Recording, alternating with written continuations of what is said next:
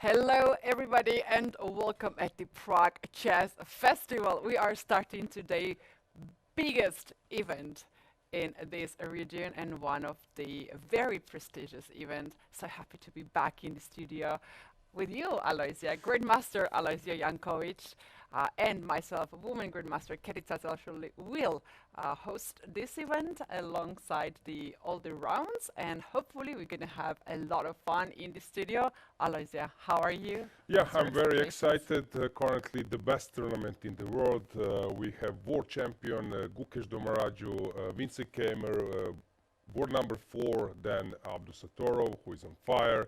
Hans Niemann. Today we have this special clash between Gukesh and Hans Niemann. Will Hans prove that he's able to become a world champion at some stage? So I believe that he's very motivated. Of course, Gukesh playing with the white pieces. I see Lukas Tulei with the Secretary General behind, Romanian officials, Gabriel Grecescu, Alin Berescu, many well-known personalities, Vincent Keimer here on the right and Jordan van Forest on the left. He was greeted by another well-known figure in chess world, Bessel Koch, sponsor, Messina, one of key figures in unifying chess in 90s, and today he's here to make a first move. Let's see on which board he will make the first move. We just witnessed that Gukesh Domaraju has walked on his board. He's taken white pieces, and here we have Hans Niemann and Gukesh. They have zero eye contact, not looking to each other at all, and we have this beautiful angle from Hans' perspective. We can see the black pieces. That's Hans' side of the board, and here we have Hans Niemann. Yeah, yesterday there was a press conference and autographs signing. You were there, Keti. Gukesh commentated many things. This is not his first time in Prague. He has played here before, but reigning world champion, this is something different. It's huge, and Prague Jazz Festival, and this is the first time for a long period that running world champion, is attending this tournament. And also it is very important to mention that Gukesh played a practice festival right before he won the candidates tournament, and then we know what happened after candidates tournament. He went all the way to the world championship match and beat Ding Liren and took the title from him. But back in those days, I remember he played here in this tournament, and his tournament was not so successful, but it was a very good warm-up for him to play at the candidates. Keti, you know top players very well. You are present at the biggest chess tournaments in the world. Gukesh is now having some small change in his outfit. He's wearing glasses, Yes. right? Yes. Sometimes it's not so simple to wear it over the long chess game for hours, but of course it helps if you have some It helps. issues. We have him this new look. I asked to my followers on Instagram about his look, and the question was, do we approve or not approve his look? Okay. And you know what? 80% of the people of my social platform approved his look. Personally, I like it. What about you? Yeah, I like it a lot. He's always nice to meet, and in general, his profile, and of course with glasses as well, he looks very serious, but Very. sometimes because of this image, we get surprised when he throws some joke, makes some funny remark. Yesterday when I came here, I met him at the elevator together with his coach and second, Gajewski, and yeah, as usual, topic is tennis. He likes Djokovic, and I asked him, is he following these days tournaments in US? Then Gajewski asked me about my chess tennis career, joking a bit. So he's very friendly, He's and very friendly. people tend to take him too seriously. He's very friendly, but he has very serious look, and he likes to focus on the chessboard. We have seen him also being very upset after the games if he loses. So this is a part of the sport, and it's so great that he gives us everything. You know, like we need some emotions. We need his seriousness as well. Right now, he's meditating. This is his very thing that we know for many years is meditating. And as he mentioned, there are some people who are helping him to calm down during the game. This is pretty nice. About the glasses, one last thing. I use myself the glasses that really helps me to spend more time in front of the screen. But I think that's a number glasses that he's using. Maybe he just needed it. And also, always good when something suits your outfit. He is definitely our star at this tournament, but we have more and more players. We have David Navarra, who is a local superstar and has been in the chess world, and he's a legendary personality. Here we have him in a chess tie. Look at that pieces. Yeah, he's wearing either socks or tie. Everyone likes David, and of course I'm always happy to follow his game, to support him in different circumstances, which he has actually experienced in last year. Everyone knows what I'm speaking about, so I really like to see him and to support him. He's I don't know, good guy of He's a the very chess kind world. guy, and that what you're mentioning last year was very tough for him, and it affected him personally. We played in the same team, Polish team, Hetman Katowice. He's our first board, and you know when your first board struggles, the whole team struggles, and we saw him in this situation, and he was actually just mentioning that he apologized for that, but now we see him more smiling, in a very good mood. Yesterday at the opening ceremony, he even helped us to understand. He translated a joke that we had at the Yeah, there was a tournament. great combination. We will touch this topic a bit later. You can see also very prominent youngsters. There was this combination of young players with their heroes, drawing of lots. But let's just briefly touch David's opponent, and this is Parham Maksudlu, who is I don't know, already a living legend in terms of the way how he entertains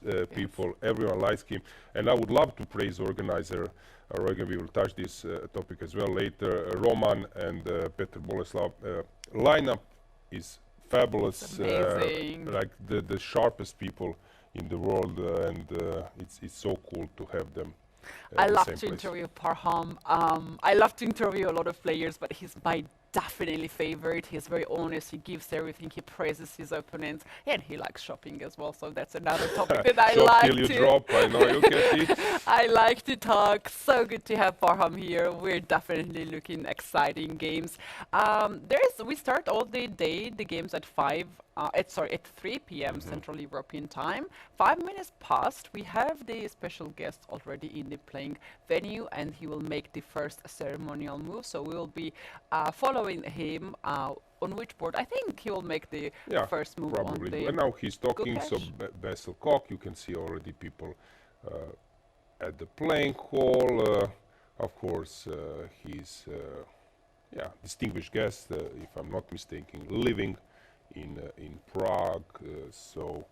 Of course, he's happy to be at his home place. Regarding other players, of course, we should mention war number 4, as I already did, Vincent Keimer. He's playing against Jordan van Forest. Jordan is on fire, actually winning quite a good match versus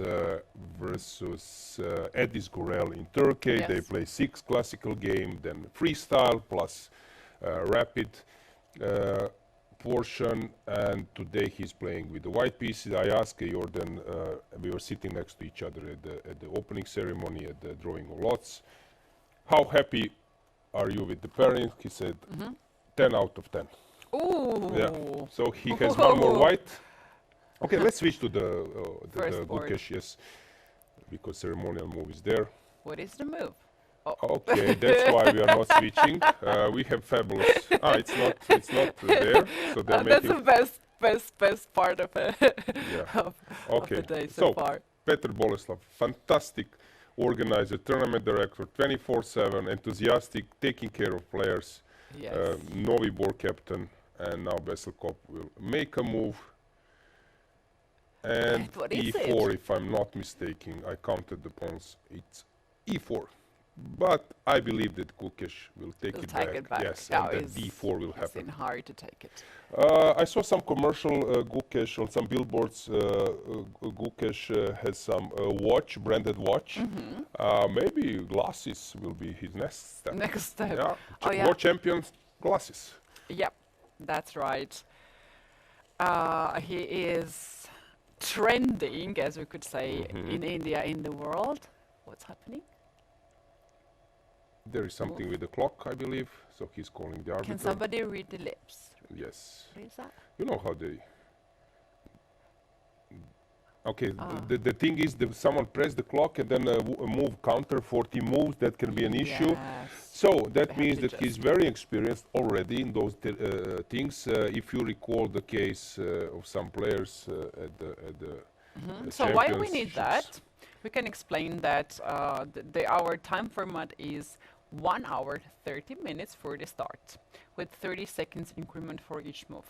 But when the players reach 40 moves, then they will get extra half an hour on the clock. So if the clock already registered one move, then he will get this time one move earlier, right? So it will be unfair. So that's why he asked to change. It seems that I'm wrong, since I'm seeing E4, E5, which means that he Ooh. played that move.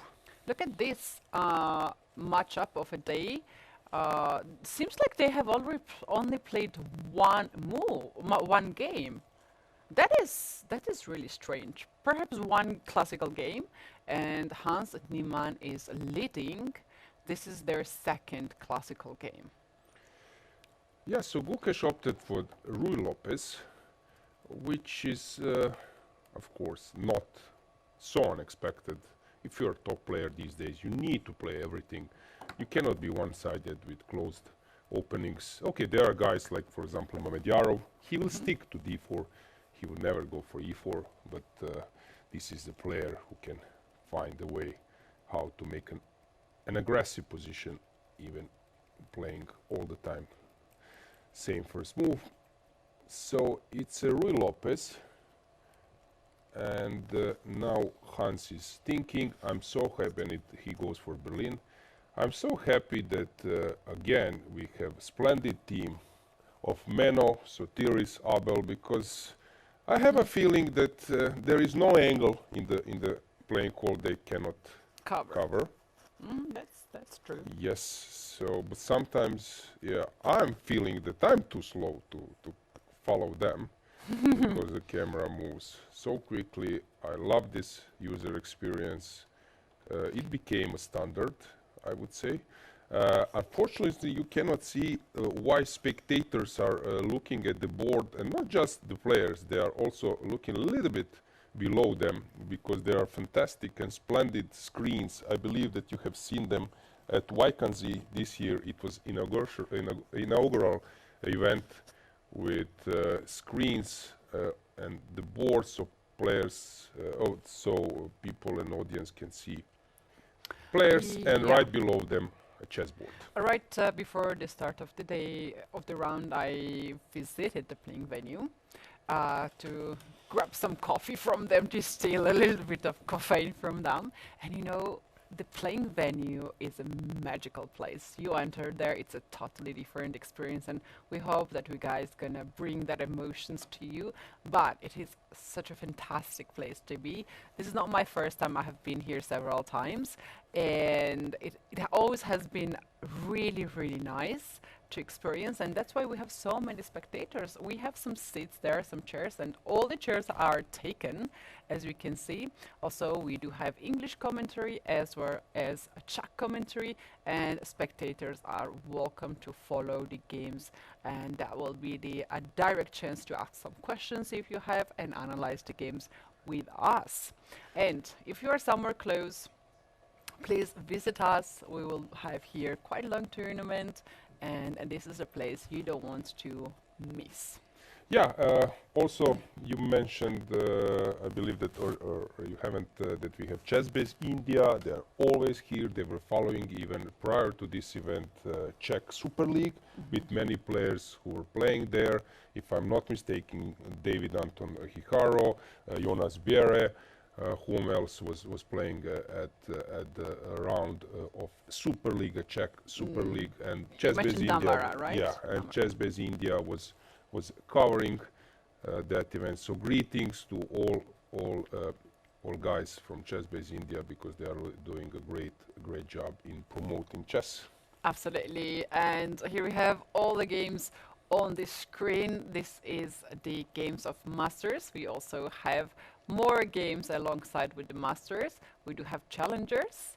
The winner of the Challenger will get the right to play next edition of the Masters. And we do have the Futures Tournament, where we have the only girl participants, and on top of that we do have Open Tournament, which is actually quite strong. And when I saw the lineup, I thought that maybe next year I want to play that tournament myself. Oh, that would be so cool.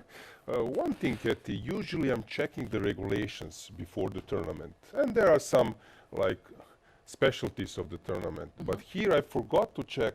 I didn't know that it's forbidden to play anything except that E4 on the main tournament. It Masters is? tournament. Really? Or is it wow. allowed to play? You can play something besides E4? You know what? At this event we have different like side activities, and we also have some extra things for the spectators. Maybe today is the day to play E4 and that's the mandatory. Yeah. That's actually true. Look at all the positions. Yeah, some fun to make out of this first round, and it's like open games. Which century would be like? It would be maybe late 19th century, when nothing than E4 existed. So let's start to recapitulate. What do we have? We have Gukesh versus Niemann. It's Berlin, but it resembles a little bit some Rui Lopez exchange variation. Then we have this stuff in Jakuboyev versus Anton. This is also quite known these days, and everyone is playing this open Italian stuff. Then in Jordan versus Keimer, Jordan is contemplating where to go. Will he do the same as Gukesh did, to take on c6? And Navara versus Maxodlu, this is also quite typical these days, but it might end up as some Rui Lopez position, or even sometimes some King's Indian stuff. Will White open the position or to keep it close? And Abdusattorov versus Aravin, this is like old school Philidor, or how they call it, Black Lion or Hum. This quite stable but slightly better for White. One important thing, during the drawing of lots, I'm sometimes trying to explain to some people that why players are so excited about the drawing of lots. Since if you get, there are 10 numbers, and if you get first 5, that means, since it's odd number of rounds, you will get 1 extra white. If you will be number 1, Bishop g3 is something which I think fits into the strategy, and then h4 will follow, and White has open hands in this position. Knight will jump on g5, on e5 later on, and h4 will be played. You can also get light square bishop into the game. That's true that the pawn on c4 is hanging, but basically this is not that important, because White can just go all in on the king side. So the question is how Black should react after g4. We see now Namatz on the board. He's very thoughtful. He's not very happy probably. He was happy to see g4 on the board, right? Followed up by g5 next move, very likely. Yeah, I know him a bit from European youth championships, and he's a player who likes aggressive positions. So actually this fits him in general. Now he needs to solve his problems. Usually the idea when your opponent starts throwing everything on your king is to do something, some counter-attack in the center. So is it possible to be like super subtle and do something in the center? I'm trying to think. I'm not using engine, so my choice would be something in the center, but I don't see it. And of course you should check how dangerous is to accept this pawn sacrifice and take on c3 or c4. c4, yeah. Well, Knight I do c4, have the and then g5, and is this so dangerous as it looks like? Maybe it's a moment just to forget everything, jump with the knight somewhere, I don't know, maybe even some knight e4, and then this would be my reaction. This is how I was reacting in my career. And now I do something, I don't know what, but at least I'm getting a game. And it seems that engine is not disagreeing. Yeah, well, the best might be by the engine to take on c4 by the pawn. Okay, this is another option. And although I'm not so... knight goes to b3. Okay, b3. Keti. Knight goes okay, on b3, okay, okay. and also in some of the lines, bishop gets on c6, and bishop goes on e4. And this bishop controls the king side. So after g5, we have to move the knight away.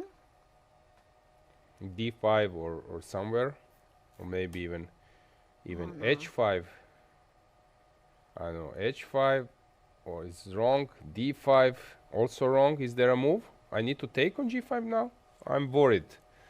If I need to take on g5, I'm not so happy with the outcome, but engine of course is not scared at all. If h takes g5 is the move, I would rather stick to H takes g5. I would rather stick to that position, knight takes c4, and then something like knight e4, and I have a feeling that he will opt for that. Where else to go? You mentioned Ufa versus Herbeck as an interesting position. Yes, h4 is coming, and maybe it's a good idea from Stepan to get some counterplay. Danil is a player who likes to fight, who likes to have complicated positions, and for black it might be a good option to keep some activity. Yeah, that's right. Knight c4 has been played as the last move. Now the pawn on e5 is hanging. Black can just open up the h file, and somewhere can play bishop to h3 to also trade the light square bishop. But it is very important for white how white will react of capturing on g3. F takes g3 is also an option. I think very smart option to keep the pawn on h2 like that, and to open the f file for the rook. So white can counterattack also f7 pawn on the black side. Okay. I agree. Very interesting. And before switching to masters, let's just check Finek versus Biera. You mentioned this is also an interesting position. So bishop a5 was played. This is actually the line which was played by Viktor Korchnoi, usually with white pieces. I'm trying to recall who was playing this line. Ivan Sokolov was playing sometimes with the white pieces this line, and it's quite popular. I was playing it with the black pieces, and I was always scared that I might drop. I even lost some game, I think, in like 15 moves where I blundered a piece. It's a bit scary because after bishop d2 sometimes queen e7 is the move, and it's not so simple to play this line being always on the verge of losing a piece. g3 the main move, and now came this stuff. Jonas knows his business, so I'm pretty sure that he's well prepared. How come that black didn't develop the bishop on b7 and played this move rook to b8? The rook to b8 is the idea to prepare for dc5, I think. This is something then you can take with the bc, or to threaten to take on c4. You don't want to counter on the diagonal, but you want to exchange some pieces. It's not so simple, this line. It's not simple to play it because, for example, at some stage, if you take on d4, there are some ideas that white moves the knight and then to trap your piece, if I'm not mistaken. I'm trying to recall the lines, and that was, I think, the case. So b3, black takes on c4, bc4 will be played. Okay, let's switch to our main section. Let's see how masters games are developing. So let's see Gukesh versus Niemann, bishop c6, as we mentioned. Usually they say that, for example, here in some lines, I don't know, let's say a6, bishop a4, knight f6, I don't know, castles. I'm always teaching my viewers and students that you shouldn't go b5 till the moment white defends e4. That's why bishop e7 is the move, and only now after rook e1 b5 is an option. But sometimes white takes on c6, even in this scenario, saying that bishop is on e7 and then I will go d3. But here this bishop c5 might be an improvement, but it's also quite known. It came from Berlin. Now this transfer knight d7, knight f8, knight e6. If you want to learn this structure with the white or black pieces, only one advice: check Magnus Carlsen games, and that's it. Full stop.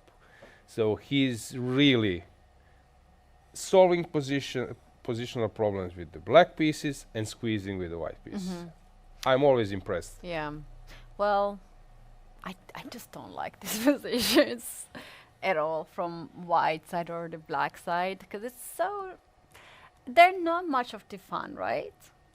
I'm myself an d4 player and never play e5 to answer e4. So for me, a player who plays d4 and who plays also Sicilian, these positions are so dull, right? And never really been amazed. I think you might be in the same shoes here, because you also like to attack. Yeah, that's true, Keti. But sometimes in Sicilian, you are getting this structure out of Rossolimo, when white plays bishop b5 and takes on c6. So I believe that this knowledge, if you have this knowledge from e5, helps you also in Sicilian.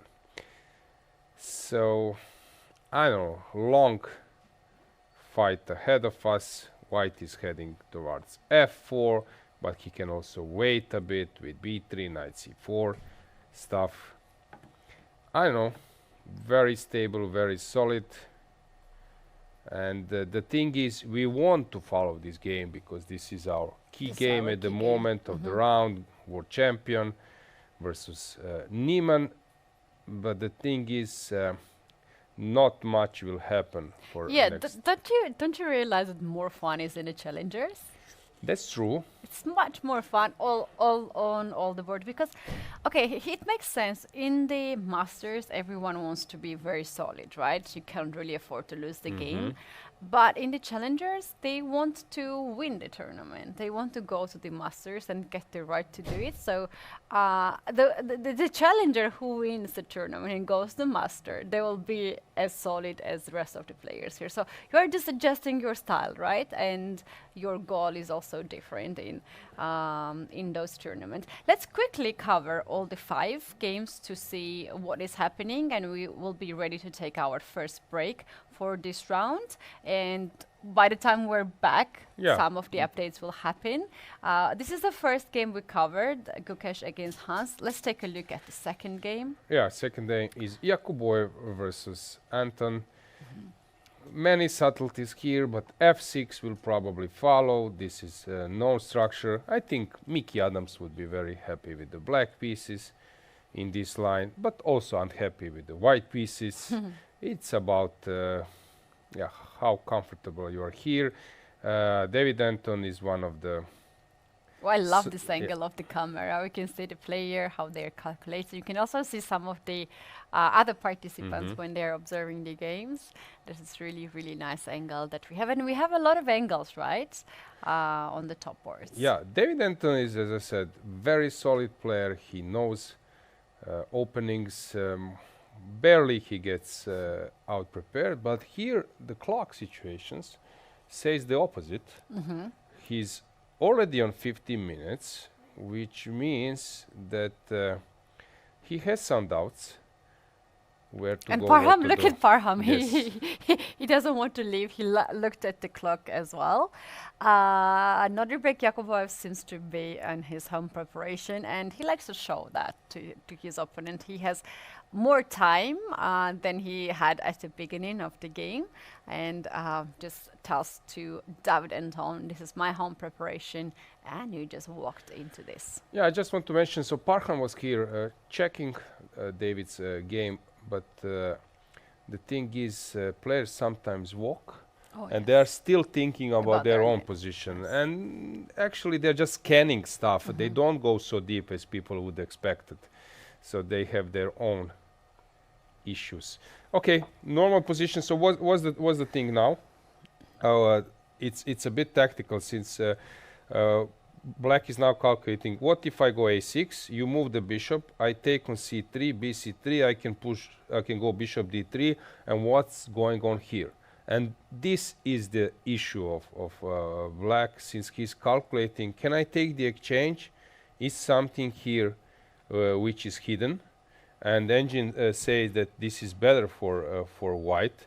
Now I'm also trying How about we play queen to d2? Okay, takes on f1. Takes on f1. We take rook takes f1. Knight needs to go back. And we set up really brutal attack on the king side with bishop c2, bishop g5, bishop f6 moves, knight g5 is there. But this is fabulous. Come on, to just sacrifice the exchange and suddenly you are in a better position. Really? I love this one. And I'm you know, shocked. Instead of bishop to c2, I don't know if this is working, but you can also play something like bishop g5, hit the queen. When queen moves away, bishop f6. Yes. With the idea to play queen g5 next move and checkmate your opponent. Okay, c6 with a similar idea, but this is a really fabulous concept. Since now, as I mentioned, black can take on c3 and go bishop b3. Okay, in this scenario, knight goes to a6. But come on, it's an exchange. I would be very afraid to play that with black pieces. Now I understand why black is thinking, and I'm not surprised at all that he's burning half an hour at least to navigate around this position. What to say? superb opening preparation. This is something, maybe it was prepared for the World Cup, but this is something huge.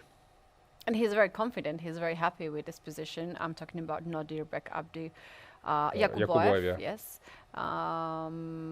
Yeah, here David Anton should find something else. This is. You also trust your opponent, right? That it's not a blunder. It's just a home preparation. Keti, this is how you win the tournaments. Actually, I didn't know the situation in this game. As I told you, I think that Yakuboev would be at least in the middle of the table because he's good. He's in a good shape. This is how you win this kind of round robins. This is how you qualify to the World Championship match. How you win candidates. That you are armed with that kind of stuff. You need to have it. That your opponent need to think about some material grab while there are so many details around, and he's spending some time. Spending a lot of time, David Anton. And you know what is the problem very often in these cases? You spend a lot of time and still there's not a perfect solution that is worthy of your time. You still have to do very, very hard work to hold the position together. The problem is here you give him like stockfish. No, not stockfish. Ribka. No, Ribka. Give him like Fritz 8 and he would navigate a bit because but it's not so simple to understand what's the current state of affairs. The knight on c3. Do you think you're going to have that Bishop position? d3? Oh my goodness, that is so scary. I kind of want to see that because then I'm gonna have a lot of fun. But I worry about David Anton. That is not a pleasant position. But it's a perfect start of the round that we have this kind of position where White has sacrificed the exchange, or at least he's ready to sacrifice it, and we don't see some Berlin pouring endgame. No, not ready for this. I think we can just wait for his next move because next move should be very fast. He played very fast. Bishop goes to d3. Yeah. Oh my goodness, this is happening. Wow. Okay. Maybe also it's a moment. Yeah. And queen to d2, he's just blitzing out. Wow. I love it. Bishop takes, rook takes. Reach 1 hour 35 minutes on the clock.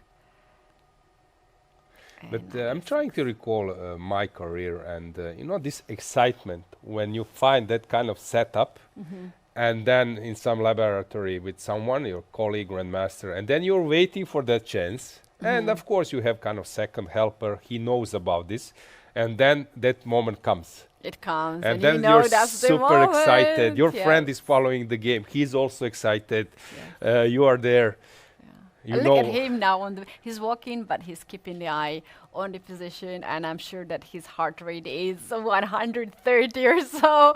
It is very high in this position. When you know that this is a very good position, I'm sure he had this analyzed by the engine. That's very important.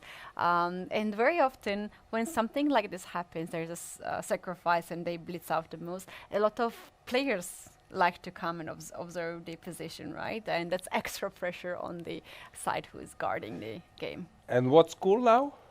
You cannot stand up and go to toilet because your opponent is always blitzing, and that first moment when he stands up will be the one when he will think that, okay, at least I navigate the way out. So talking about that, I remember that you can leave the board when it's your move. But asking the arbiter, you need to ask the arbiter. I have to ask the arbiter. Like if now he wants to leave the board, he has to, and you have to have a reason to why I have to go to the restroom. I have to go to grab water, or what's if I'm not mistaken, you can do it after you make a move. Yeah. And your opponent instantly reacts. Yes. But you make a move, and then you say to arbiter, "I want to go to the toilet," and then you are allowed to do so. I think you cannot think for half an hour, and then after, get up So I had that experience. It is really awkward when my opponent was not letting me to make to stand up and grab some water, or just, you cannot sit 5 hours and play the game. And that's actually a very famous person that everybody knows in the chess world. He's from India, Grandmaster. I will not name. It was a pure torture. It was very, very bad. And I don't know if there was a technique to just like, also we.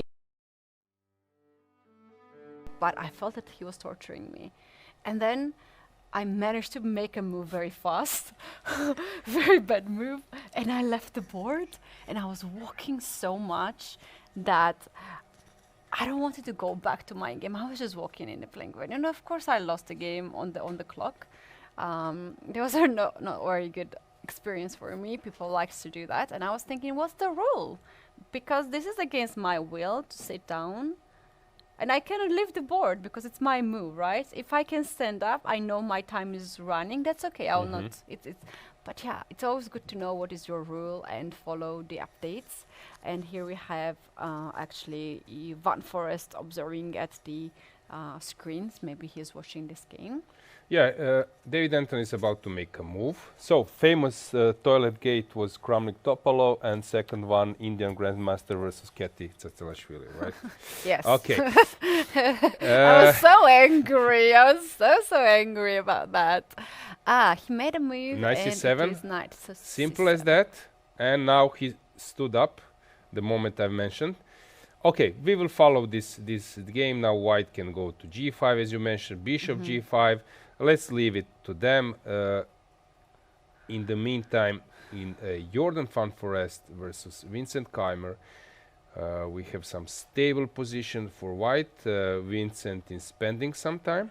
Just to remind you, I asked Jordan how happy from 1 to 10 are you with the pairings, the terms that you're getting 5 whites and maybe other options. Because prior to the event, what do? You prepare some openings for white and black scenario. Pairings come out the day before. You forget half of them and just stick to the main thing. So probably, with some player it's good to be black because you like the way he plays. With other player you want to be white. It's a big difference if you're playing with the white pieces or with the black pieces. Yeah, so I they agree know with that. this. Yeah. Regarding Especially when it's a close tournament and you know your opponents in advance, maybe you don't know the colors, you definitely have your strategy. With this player, I want to take white pieces. With this player, I want to take black pieces, and maybe draw is enough as well for me in that match. So this is the whole preparation before the tournament as well, right? You have your strategy. So, David Navarro versus Parham, Maksud Parham went to h5, and suddenly we are getting this Benoni style. And in the last game, Abdusattorov versus Aravind. Aravind is struggling lately. If I'm not mistaken, Aravind's rating has dropped to 2685 or something. He was 2730, if I'm not mistaken. Last year, winner, and now he's playing some solid position, being better for white. Nodibek is quite motivated. He's in a great shape, as I told you, doing really well in recent tournaments. Unfortunately, we don't have him in candidates, but what to do? Oh, Aravind was 2750, sorry, my bad. He was 27-50ish, very close to 50, and dropped. I think his live rating is now 2680 something. I was Yeah, he dropped a commentating lot. this with Jordan, but of course super strong player and he can fight back. So Keti, are we allowed to go to toilet? Are we on the move? We are on the move, and this is our first break we're taking at the first round of the Practice Festival. By the time we're back, we're gonna have so much more excitement. Guys, you don't want to miss any of these moves or any of the action. We'll be back shortly and follow the games. See you soon.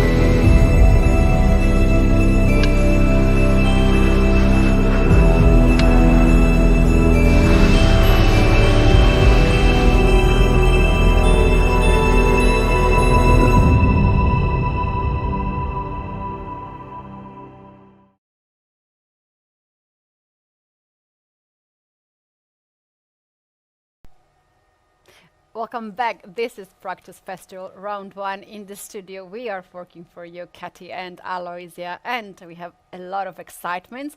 Last game we saw was pretty amazing.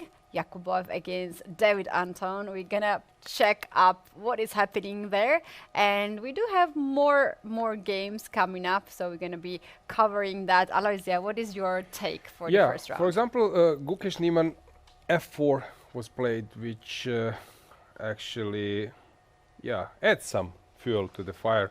But also, Jordan van Foreest versus Vincent Keimer is something very interesting, since White castled long, queen went to a5. As you can see, it will be a mess pretty soon. So this is our newcomer, let's put it that way, regarding a sharp position. Navarra versus Maksudlu, it will take some time to get complicated, and Abdusattorov versus Aravind, it's more positional. So I would say that we have clear mess in Yakuboev versus Anton, where David is trying to navigate through those complications, being an exchange up, but it seems that Nodirbek is in his prep, and now he's thinking how to proceed. Gukesh versus Niemann, f4 just came, which of course will define the structure. So we can be happy. One super sharp position. Oh, knight d3 Niemann. What? Okay. It's a piece sacrifice. Yes, let's go there. Let's check it. What's this? I love that. It came out of blue. I was like, oh my goodness. Only Hans Niemann can do things knight like this. d3. Really?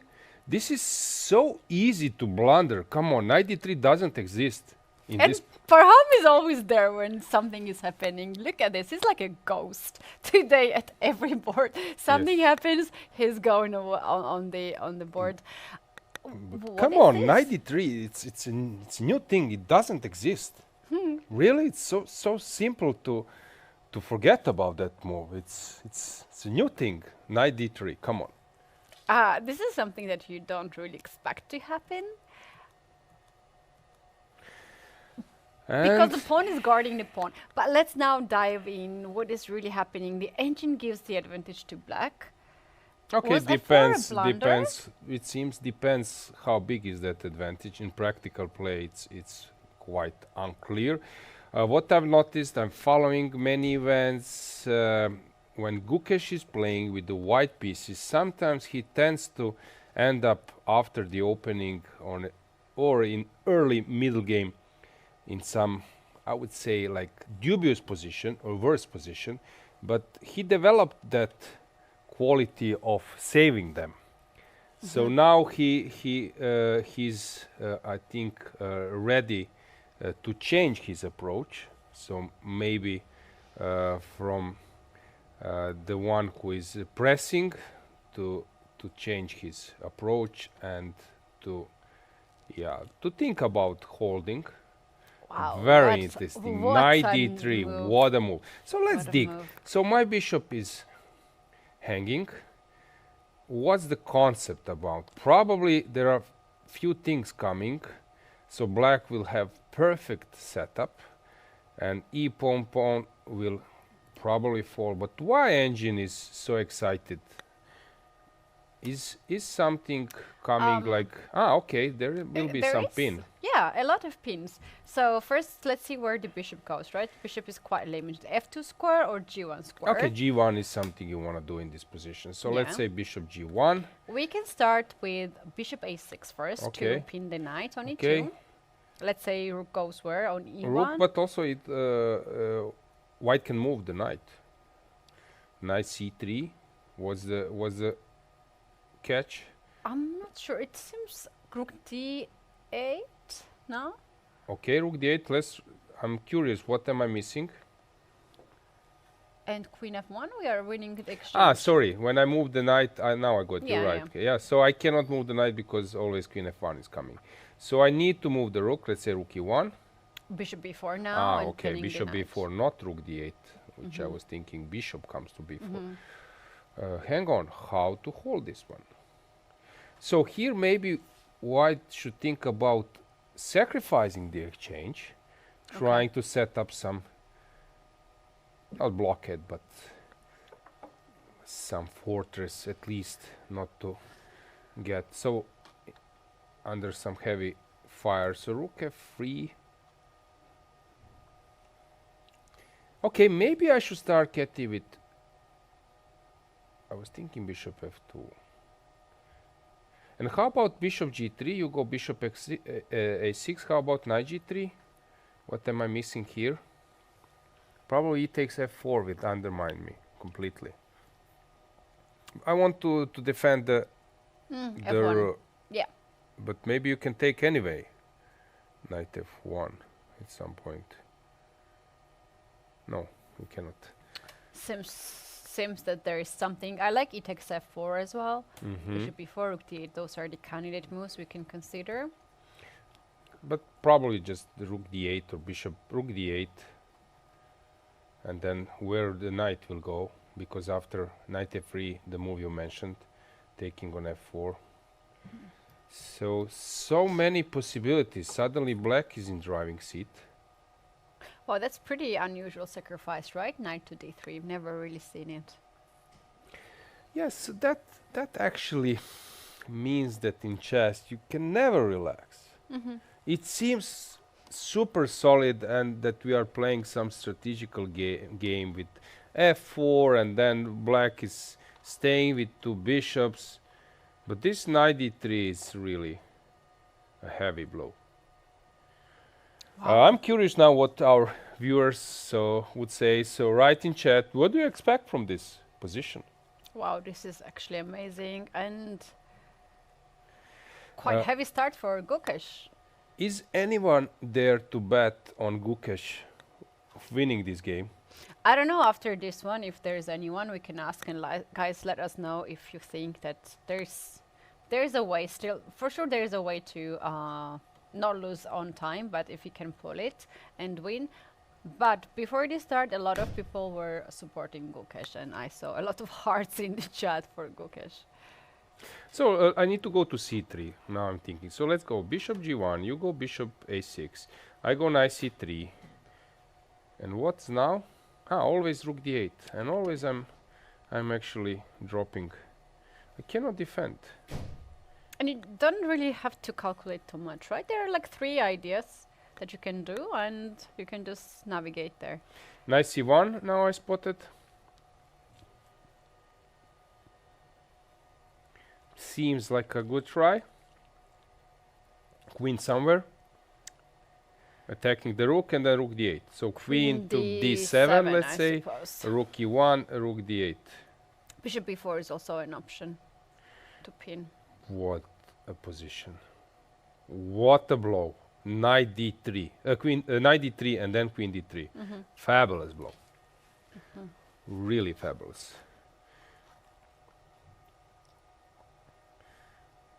Yeah, love to see that. Also, we can see spectators are actually. It is quite enjoyable to be in the playing venue. A lot of people came to watch this round. I'm sure that we're gonna have more and more people joining us later on. If I'm not mistaken, we have also another angle of the camera, so maybe later we can show it that there is a big screen with multiple view of the games, and spectators are enjoying. They can also see, as you can see, unfortunately screens below the players are switched off, but maybe in future this will be added. But it's very cool. Yeah, it was on at the beginning, right? So you could see that this is... Oh, what a fantastic day we have. Gukesh Niman, the game that we never would imagine. We're going to have this kind of situation. Then we have Yakubov and David Anton. By the way, Yakubov is still thinking, and he has spent half an hour since our first break until now. He has not made his move. And then we have the pretty amazing games in the challengers as well. We have seen Zhu Jinar playing g4 and trying to attack to her opponent. What a start of a day. Pretty exciting. It was funny. I just said that f4 is coming, the position is getting sharp, adding fuel to the fire, and queen knight d3, queen d3 followed. I was not expecting that kind of fall Wow. to the fire, yeah. So what do you think Niemann came up with this idea on the board, or he had the idea like this somewhere in his variation, and when he saw f4 happened, he was like, okay, that's it. It's easier to spot tactics when you are decide who will sack something. If you are the one... You know what's my question? Mhm. He has seen this kind of tactic at home, maybe preparation, or he came up with this idea. What do you think? Okay, sometimes it's also a matter of luck. You're playing like tons of blitz games, online games. You're playing some with some friends. And someone told you, you know, there was a case I played online and I push f4 and knight d3 was offered by engine, and both players missed this. This is a cool motive. And you know, it's this information sharing. It's not like straightforward. Sometimes, as I said, you need to be lucky to have that kind of info. There is an existing motive. Yeah, indeed. You need to be very lucky in chess alongside to have other skills as well. We see Van Forest observing now the game of Gukesh and Hans Niemann. Hans on time, on think now. He has several options to start with bishop a6, to start with bishop b4, rook to d8 is also a possibility. The most natural move is bishop to a6, right? It pins the knight and also opens the d8 square for the rook from a8. Okay, I would love to put some disclaimer that this is a position where it's obvious that you're pressing. It's also obvious if you would be white that you're under pressure, but it's not so simple to bring home the bacon. It's not like straightforward win. So it's possible to misplay it, since there are a lot of probably options where you are putting long-term pressure. And when you are in this calculative mode, you want to dig it till the end. And you are trying to find a straightforward win.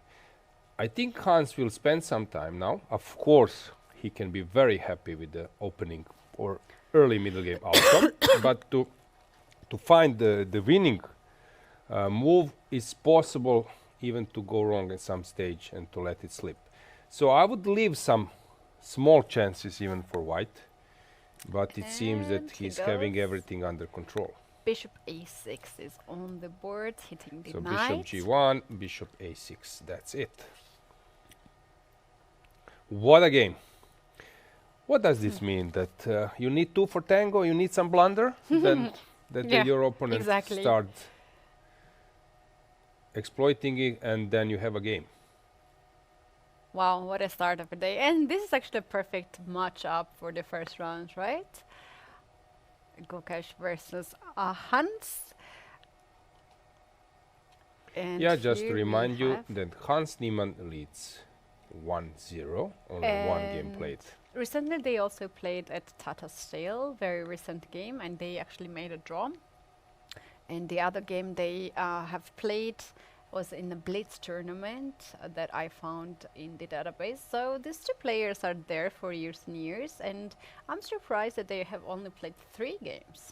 It's funny, sometimes I'm asking ChatGPT, okay, what is the head-to-head between two players or something, and then it says, yeah, they haven't played. And then I Yes. write, but there was an Olympiad, that's so Yeah. on. For example, yesterday at the opening ceremony, I was sitting next to Vlastimir Jansa, a well-known Czech Republic grandmaster, born in Prague, 82 years old or 83 years old.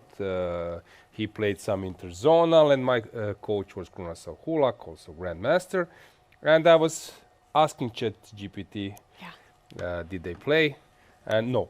And then when I check database and I start asking some other questions, you're right, they played 4 times. So sometimes it's head-to-head, especially in online games, it's not easy to follow. And players tend to remember this, you know, Yeah. they know it.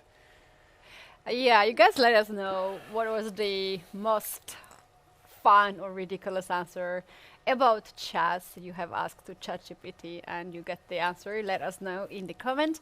We are observing the live on YouTube of Prague Chess Festival and European Chess Union, but please keep in mind that we do have 15 minutes delay due to fair play measures, and Can you just ask? let us know. Can you ask ChatGPT?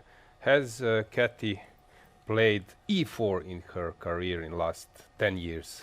I'm curious what ChatGPT will say.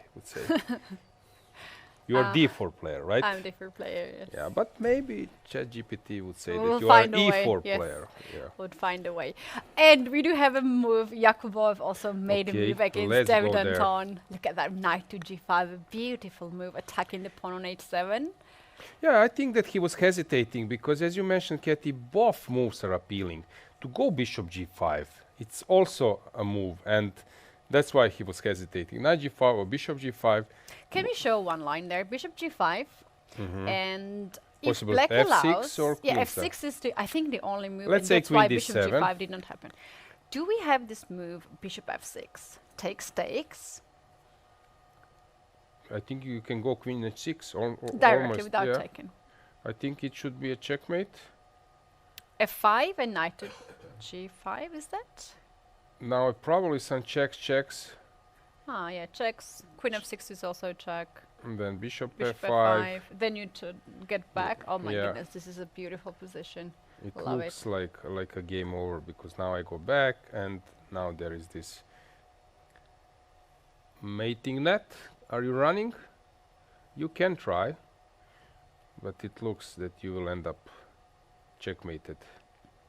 Maybe I missed something. Maybe there is a better move. Queen h5. No. Rook e1 usually is a move in those kind of positions. Something like rook e1. Maybe just means on spot. Why we? I This think is- yeah.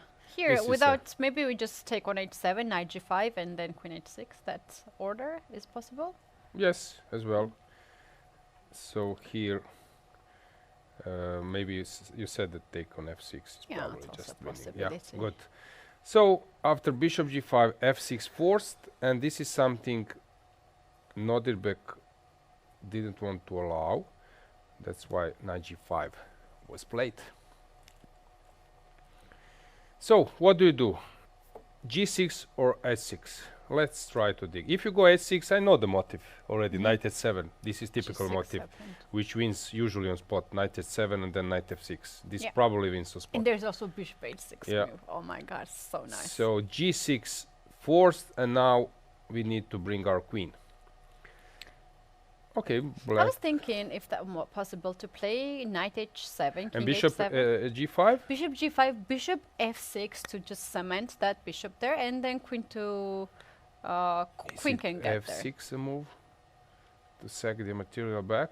Probably this is the not refutation, but this is the way how to fight back. Queen h4, queen f4 probably. Oh, why engine is? Bishop f6. I first. played it, but then it started to Oh. laugh. Come on. There's queen e2 maybe, queen h5 ideas? No, king goes to King g8. goes. So what's the maybe just slowly bringing the F4? rook. Really? f4, F4? rook f3. Yeah. Yeah, it's approved. Strange. This So looks, lot this of Paul- possibilities. So what do you do Do you after know what knight that g5? looks like, this position, these games of Paul Murphy, when he gives up the rook in the simul game, and he still plays the best game, yeah, without the rook.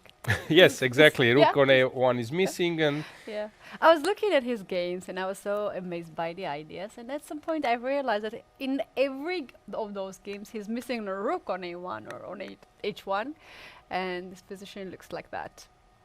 So, after g6, so knight h7 is possibility, but it's not the most precise, right? there is sometimes a defensive idea of playing f5 g6, but probably it's not the case here. Let's say that I go f5, you take, and then I play g6. Sometimes this is a defensive idea, but here it's not working. So after f5, e takes f6.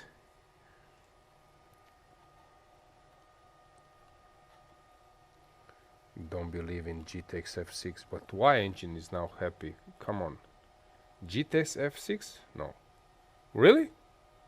No, come on, give me a break. Really? What a resource. And then black is Black is holding. holding, yeah. Really? Black is holding. This Well, is crazy. for the human perspective, maybe it's much So easier. he didn't take on h7 as we were counting. So knight h7 was not played. Yeah, well, he have already gave up the exchange. Maybe he wants to just chill a little bit and not to go crazy. I love f4 move because your next move is very simple. You want to play f5, right? And then I'll take on h7. Then I'll play f6 as well and create this hole on g7. The question is if black has here in this position f5, as you were suggesting earlier. Mm-hmm. Probably the only I way. think that's the possibility to play f5 here. But this is a fabulous game on this level. Come on, to sack an exchange and just play like nothing has happened. It's awesome. I'm really impressed. And actually, it's also very instructive to realize sometimes how badly pieces which are not playing can mean that you are experiencing a tough problems on the other wing. If the bishop would be on g7, story would be over. Black would be just a healthy exchange down up. What a mess. So so we know Gukesh versus Niemann, that Niemann is pressing. We know Jakuboyev versus Anton, that's a mess, and that David is struggling. Let's check Jordan van Forest versus our first seed, Vincent Keimer. As I mentioned, this looks like a crazy game. If we wouldn't have, if we wouldn't have others games, if that would be a match, we would be so excited that this is. But now when we have Gukesh versus Niemann and Jakuboyev versus David sorry Anton. guys. your game is not that fancy, but it is such a nice position. Let's dive a little bit there. We can see that the engine gives the advantage to white side. And besides that, very often you can also see the time situation. Vincent has spent quite some time here, very often indicates that he might have some problem in the position and he spends more time. But to just explain a little bit here, we have opposite side castle. White's king is quite safe on the queen side as the attack for the moment is stopped. But black's king, even though those are these beautiful knights in front of the king, there are still some ideas that can be implemented in this position. So that's why engine prefers to have white side here. Yeah, usually with opposite colors, opposite castles. The thing is who will open opponent's king faster. And it seems that black is stuck. That white has potential to do something over the g file, open the position. And of course, X-rays is something which top players, they tend to feel, I would say, a little bit more than regular mortals. So here I think that Vincent is trying to understand the position in that way. Not a position against Jordan van Forest. You know what I like play. here for white? To play h5 in this position. You cannot take with the knight because you lose the bishop. If you take with the bishop, that I have not really seen much, but we can take the pawn on e5 at some point. But the point is that when you move the knight away, you have this rook to h4, right? Attacking the bishop to move away. And if you let me open the g file, if you take the knight on f3, I will take with the pawn, and then next move rook to g1, and black's king is in really, really huge danger. I completely agree, Keti. Yes, we are actually playing on the king side, black's king side, without a risk. Usually the system when you're under attack is to exchange some pieces or to counterattack. In terms of counterattacking, it's not so simple to do something on the queen side, on the opposite wing. That takes us to the exchanges. So where black can exchange? In ideal world, it will be knight c5, knight b3, or bishop e6, bishop b3 to open a little bit white's king. But this will take some time, and this knight on g6, as Boris Spassky has said, that knights are bad on g6, b6, g3, b3. Black is not happy with this knight on g6 for sure. No. Another idea what white can have here is to take the pawn on d5, c takes back, and then to push e4, and to let your bishop be very active and attacking on f7, and this knight that you just mentioned on g6 will hang. And on top of that, we're going to get this c4 square as you are pointing out. I would be so scared to play those positions. We have David Anton's position, we have Vincent Keimer's position, Gukesh position, but that's why they are sitting there and I'm sitting here. They are Why? Do you have bad capable. company? They are capable. No, I'm happy not to solve those problems. It looks scary. Well, you know what? When we started and we had all these positions with e4, e5, I was like, oh no, we're gonna have all the draws. But look at us now. We have all very sharp position. And remember, there was this period of time when on the top level, everyone was making draws. It was really nasty draws as well, just repeating, no shame, nothing. And people started to ask the questions if the classical chess is dying or not. But look at now, top players fighting. Yeah, I was hoping it's round robin. You have 10 players. So usually 2-3 rounds with all draws, we can speak about something else. We don't need to calculate. And suddenly I need to calculate work it out as much as possible. And it's not so nice to do so because this looks really super complicated. What to do here? Yeah. Amazing. And he has really low time on the clock, 23 minutes at this point. And let's just check how many moves. 18 moves has been played only.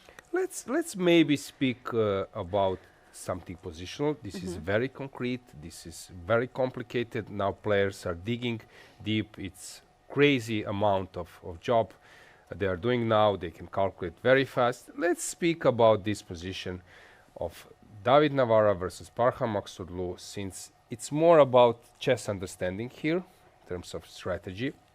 So, would you be very worried to be black? Would you be unhappy with the white or vice versa?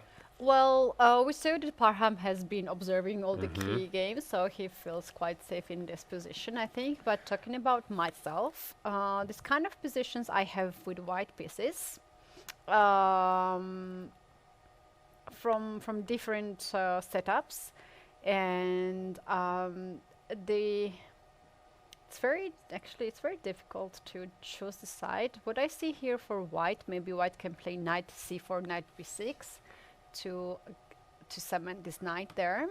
This is one way to play.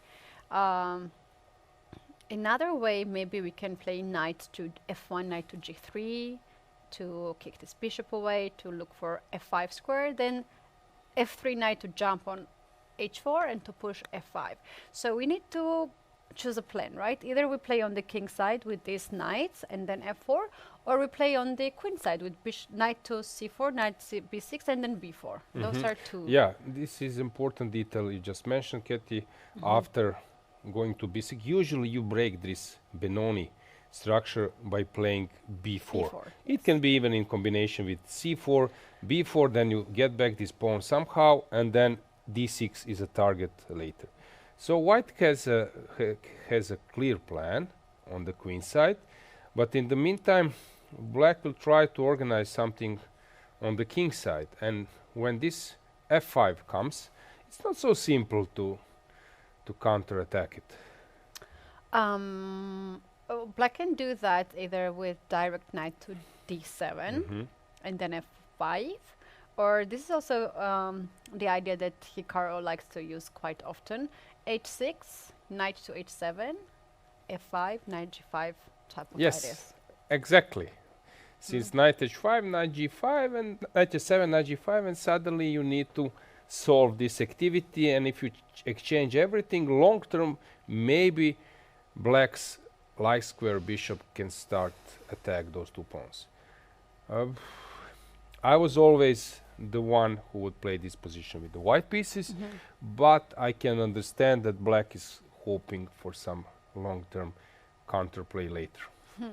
And now, as it is black to move, very often that directs the position. But look, if black does knight to d7 and then f5, I can take this pawn on f5 and then play g4 and try to win a piece. Right? It's just a piece, and you are weakening the king, but still very nice position. And if you play h6, that takes so much time. I agree. But one thing is important. Benoni structure is not something we could see on top level events, but Parham Maksudlu is the one who is playing with the black pieces, so he knows structure. And usually when you are playing Benoni, that means that you are like that your opponent is plus 0.6, sometimes even more. You know that objectively speaking it's not super great, but in practical play for white side it's not possible to play without giving a chance to you. Yeah, and maybe we can also take a look at the final game where we have the champion of the previous year, Arvin, with the black pieces against Nodirbek Abdusattorov. This game is more or less peaceful compared to the other ones. Yeah, somehow I think the opening choice has paid off, since black is having a perfectly sound position, and I don't see where white will push. Usually we have this position, but with existing pawns on a2 or a7 or a4, and then white pushes f4 and tries to break into the center or try to restrict the knight on g6. But here black is happy that always there is a chance to get some air over the a file. So this combination of plans of opening the a file, exchanging some pieces, and then preparing f4 is probably not great. I don't see anything dangerous for black at the moment. Looks quite a decent position. We do have some updates in the game of Yukabov and David Anton. He's They are just walking to the progressing playing fast. hall. Yeah, back, and f5 was played, f6 was the move. How this bishop will be Ever part of the yes, game. part of the game. I'm just thinking and I don't see it. Like you need 3-4 moves to get it to the play, and at the same time white is really doing a lot over the king side. Well, I don't know if this is a possibility, but I love this tactic for white. Knight takes the pawn on h7, king takes, and then bishop to g5 with idea f takes g6, and we take the rook back on f6. Yeah, so black needs to do something super fast. How do you exchange some pieces? Actually, a knight on c7 is also misplayed. If the rook is on f8, okay, but how you bring it? So you need to move the queen. Let's start with that. Maybe queen d7 to unpin potentially yourself, because bishop g5 is coming, as you mentioned. So maybe start with queen d7. Okay, I'm dropping a pawn, because after taking on takes this pawn will be lost, but at least I'm exchanging some material and trying to liquidate a bit. And you're getting rook into the game, and in the end of the day, black has extra material, so white has to be really, really careful. Yeah, again, disclaimer that it's not like ex cathedra that David Anton doesn't know that. Of course, he knows that he needs to bring pieces, but he's going deep, he sees some possibilities, so it's not like, what should I do now? He knows, but there are some obstacles in the position. that's why he's thinking. And I like this queen to d7 move or queen to e7 move because now looking at this position deeper, I think knight h7 is a real threat with f takes g6 even next move. I'm also always trying to emphasize and to point it out. For example, now for David Anton, nothing else exists in the world except solving this problem. So you forget about spectators, about time, about I don't know, your regular life besides chessboard. You are there because it's so exhausting to calculate, to navigate all the time to those complications. So it's, as I said, it's super energy burning because when you are solving problems, 25 minutes, half an hour, 40 minutes, it's not the same as you are bored. So It's like seconds, I think for him at the moment, he was already right after the opening at the one who is solving the things, and this is really enormous mental, I would say, pressure and exercise, job. yes.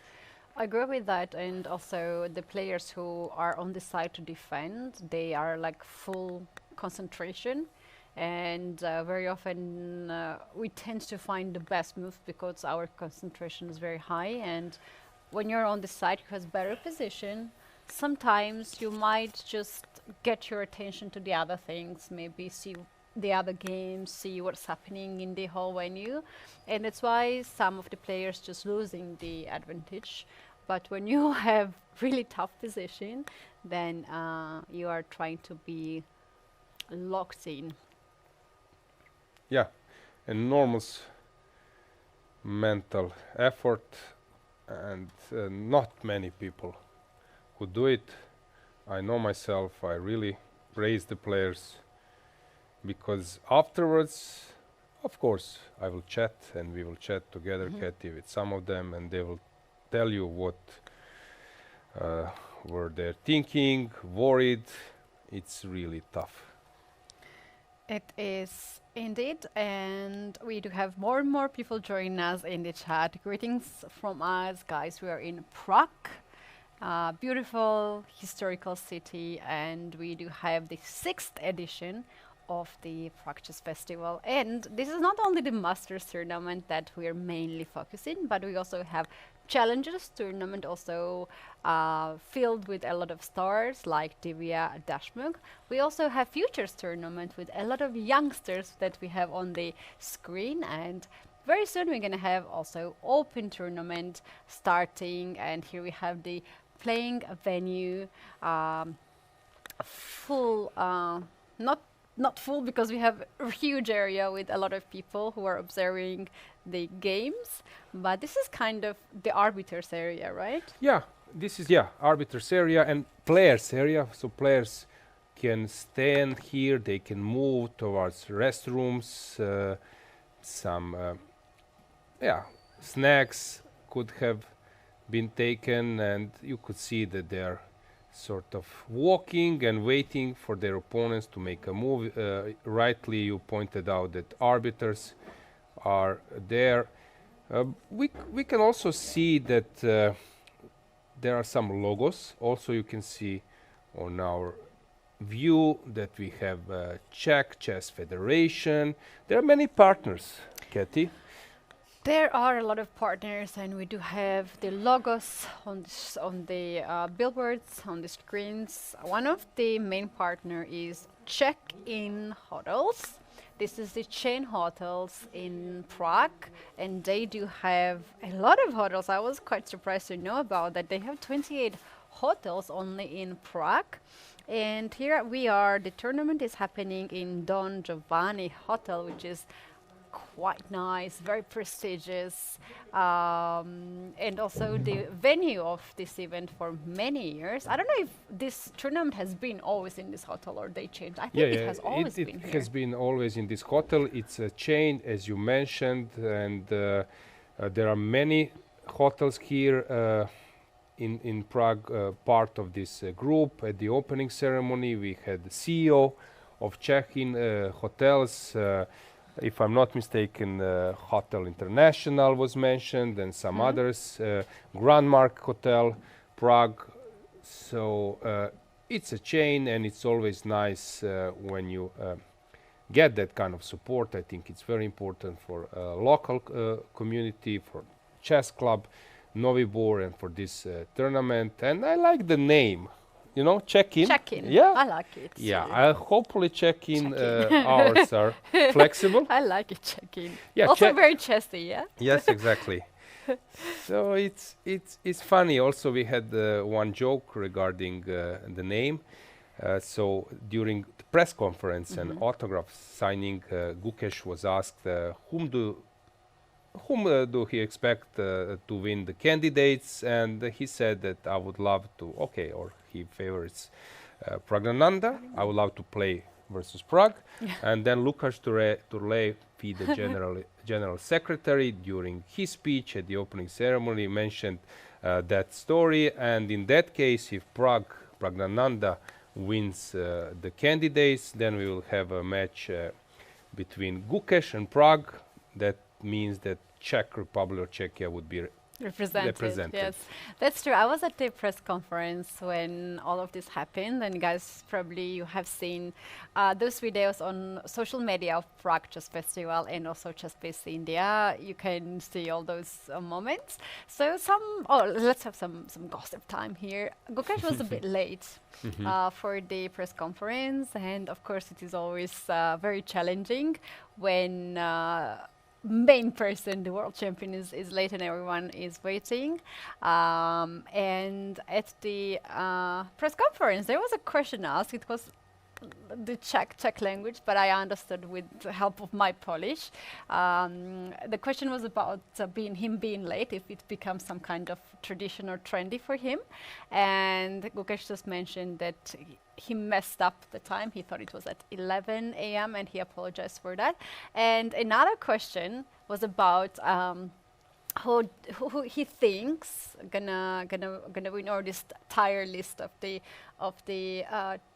players at the candidates. And he said that I don't want to predict anything because it turned out the last year prediction was not last condition was not correct, but I would like to play against Prague.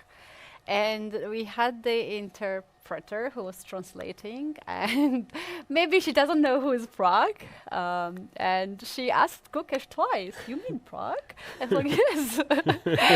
It was such a nice joke for us, like chess people, that she was so confused. "Do you mean Prague?" And he was like, yes, Prague. Is there a player who is having a name which can be connected with a city or country? Probably there is.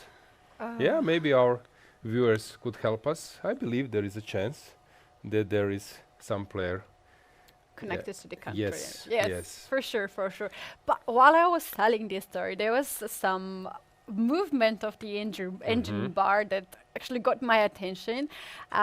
This is one forest against Kmar. Kmar just made queen to a5 back to d8. Look at these pieces on the back rank, and seems like this is not the preferable move of engine, and seems like there is some tactic there.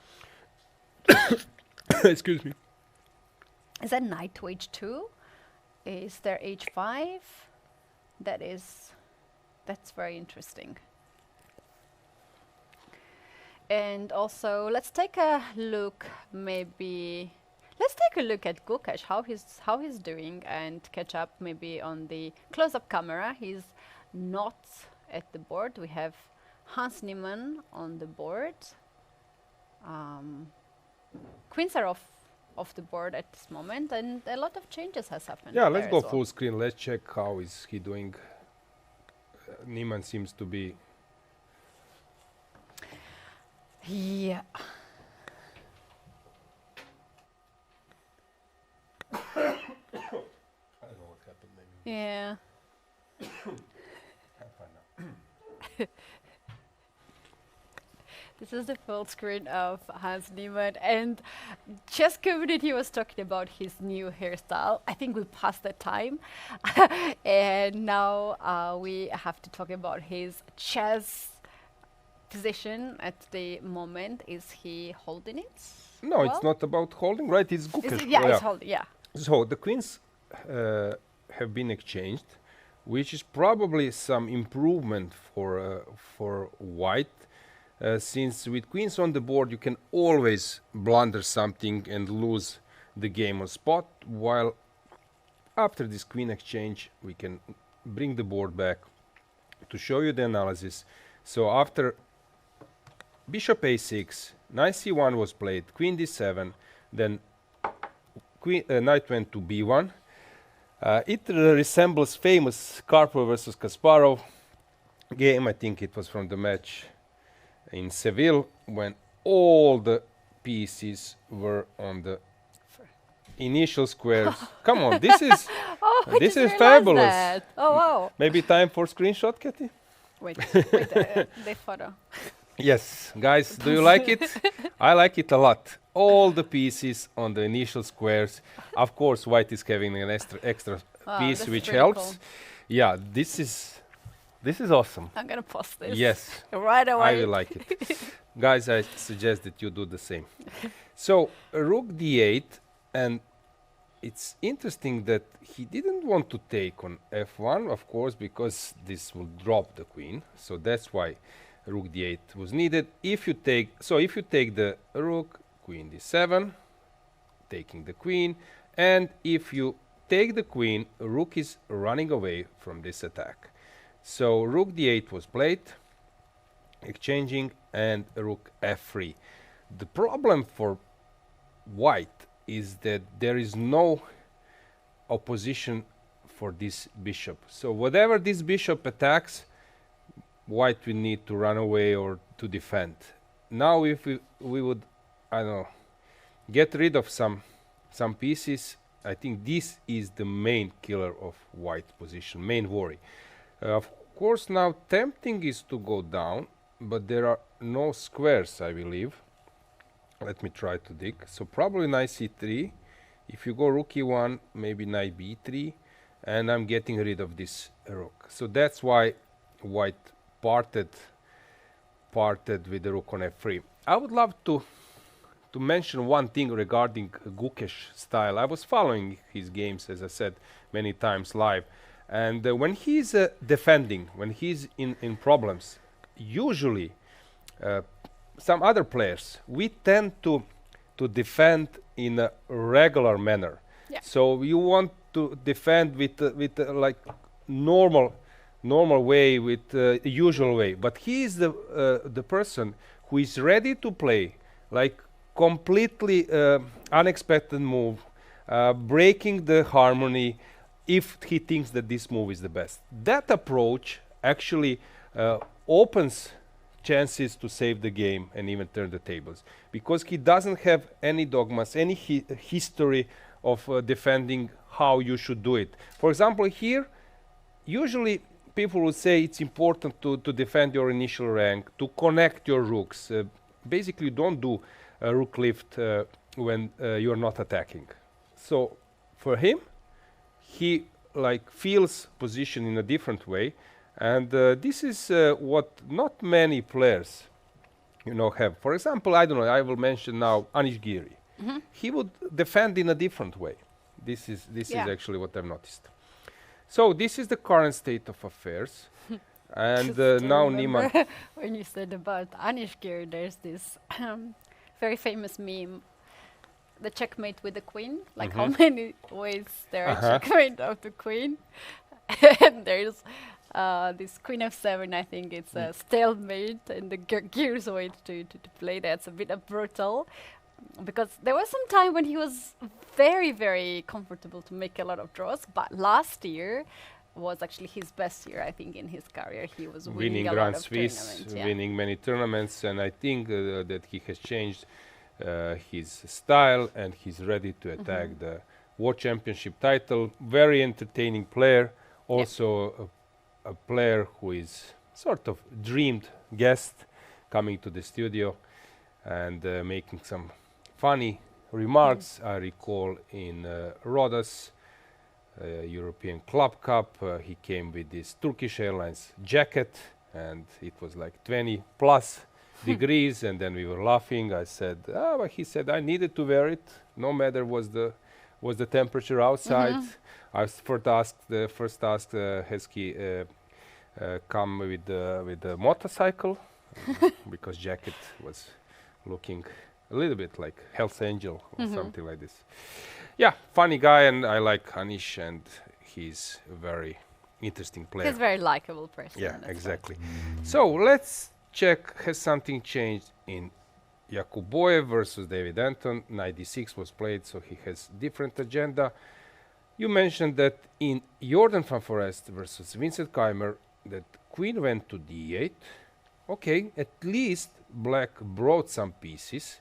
White is the one who is pushing, but now there are some pieces around black king, which helps to black. In Navarra versus Maksudlu, I see that queen went to e8, so he has some idea maybe to come to b5, or also maybe to prepare this f5 in another way. Abdusattorov, suddenly b4 was played. Notiberg has this capability of creating something out of nowhere, so maybe this b4 rook e3 stuff will be the way how to create chances, and I respect this a lot. For an ordinary grandmaster as I am, this is something special, and he is capable of doing so.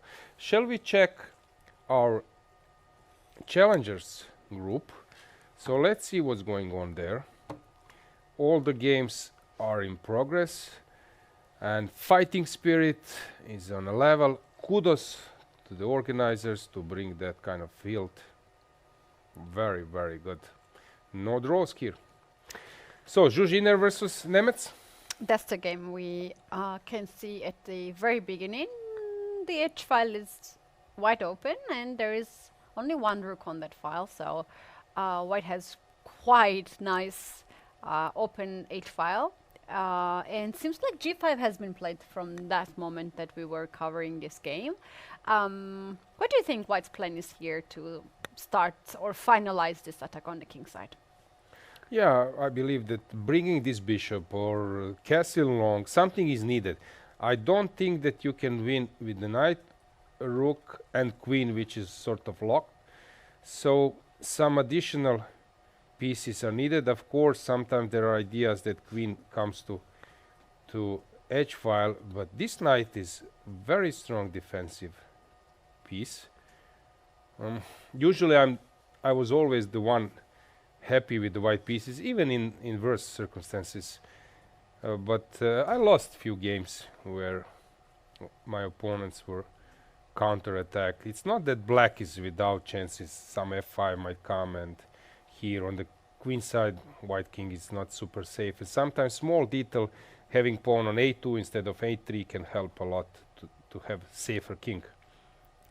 By the way, if I'm not mistaken, Zhuzhiner is working with Dingley Ren. This is what I read, which is, of course, some advantage, because maybe for Ding it's now these days hard to play, but being be a coach, coach, yeah, he can show a lot.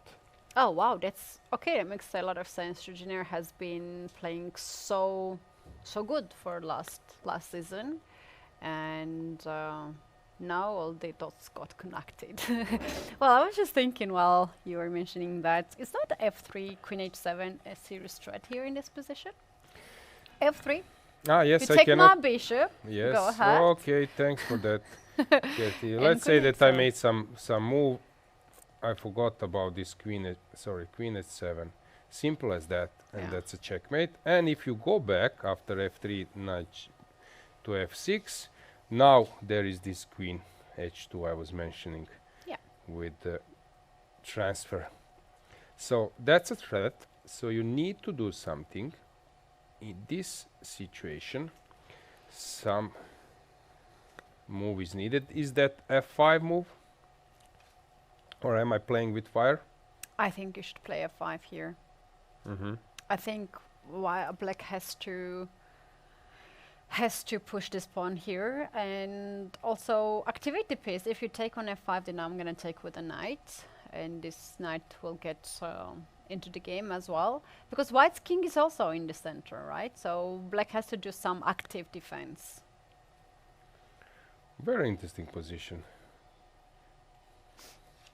And regarding clock situation, black is slowly getting into the zone where he won't be able to grasp and to navigate and might be punished. How about others? I see some mess here. What's going on here? Ooh. Oh, whoa, whoa, whoa, what's happened? Sorry, we have this rook lift, we have this bishop lift. This queen d2 was a plan from the very beginning. Look at that. Queen d2, queen h6. Knight e5. Seriously? This looks This super is insane. scary. This is insane. Oh, but a rook sacrifice. There is a pawn sacrifice, famous movie about Bobby Fischer, and this is Ganguly's documentary, Rook Sacrifice. I love it. In Now we know process. why queen d2 has been played. Ah, maybe knight g8. No, probably he saw it. So after bishop g5, is knight g8 the move? Maybe that was miss. And you go bishop f6, and now queen f6. Maybe that was miss, because if you take, and then rook g8, Bishop d3. bishop d3 checkmate. It might be the case that bishop f6, which is counterintuitive. You don't calculate that kind of stuff. The queen takes defended piece. Hold on, can I play bishop d3 first instead of bishop after g5? in this position, you start with bishop d3. Okay, but now I can cover maybe with some knight knight f5. You go bishop g5 anyway is your next move. Yeah. So I need to cover it. Okay. So knight g6 and then sacrificing. No, this doesn't work. Okay, let me think for a second. So checkmate threat. Oh, I think no, I don't think. Knight g6, a viable move. f5 doesn't work, so I need to go knight g6, I believe. No? Oh, sorry, Bishop sorry. g5. Bishop g5 and genius. So what am I missing? Bishop f5. Okay, if I go bishop f5, Bishop g5. bishop g5 wins on spot, which takes us to knight f5. Only move. And you wanted to take and go bishop g5, right? Ah, okay, then. But then rook g8. No, I take, you F6. take bishop g5. f6. But Because f6 if you move is a- your queen, f6 there's is a bishop tough- f6. Tough move. But it works. f6. What a defense. Cool-headed, yeah. Big kudos to Thomas, but it's so easy to miss. You get like overexcited and you just sack a rook. Instead of sacking a rook, here probably like a normal way of play. So here something slow, because another rook would come. Maybe just rook a3 immediately. I'm not sure, or something like that. It's just a normal way to progress. It's a very nice position, yeah. Yeah, I like rook a3. You can also play bishop to d3, yeah? This bishop is not doing much, and maybe you want to control the king side. Thomas is, by the way, standing behind Ganguly. This is Mishra's approach, huh? Yeah, that was a huge thing. And remember when Aronian reacted on that? Yeah. He took the chair Yeah. and he sat down there. Well, when I started to play chess, I remember that my coach mentioned about that some people used to do like that. He didn't say that you have to do it, because I've always preferred to look position from my side, and his advice was that you can look from your opponent's side just to see his perspective. But that has never really worked. And also somehow you're getting in the territory of your opponent, right? It's his side. And at the team competition, we have this rule that your team captain has to stay on your side, not on your opponent's side, right? So I never liked that rule, and I never liked this situation with Mishra. And I was thinking, like, is that he's too young? There was some kind of Soviet thing that people used to do, and then Levon actually responded to that. So yeah. If you are black, sometimes you can just take a look of. Usually in the playing hall, there are digital boards. You can have a view. Even sometimes from your chair, you can have a view from white's perspective, because as you can see, usually the screens are orientated from white perspective. But it's a kind of habit, and yeah, players are sometimes under stress and they are developing some habits. It's not about getting some superficial power, right? Yeah. So this is a mess. How about other games? So in Finek versus Bure, it's hard to say. It seems that Bure is controlling the c pawn. So let's bring the board back. So this c5 pawn, is it an asset or a weakness? It seems that black is fine. Fighting, queen is centralized, knight doesn't have an outpost. Also this knight can be kicked.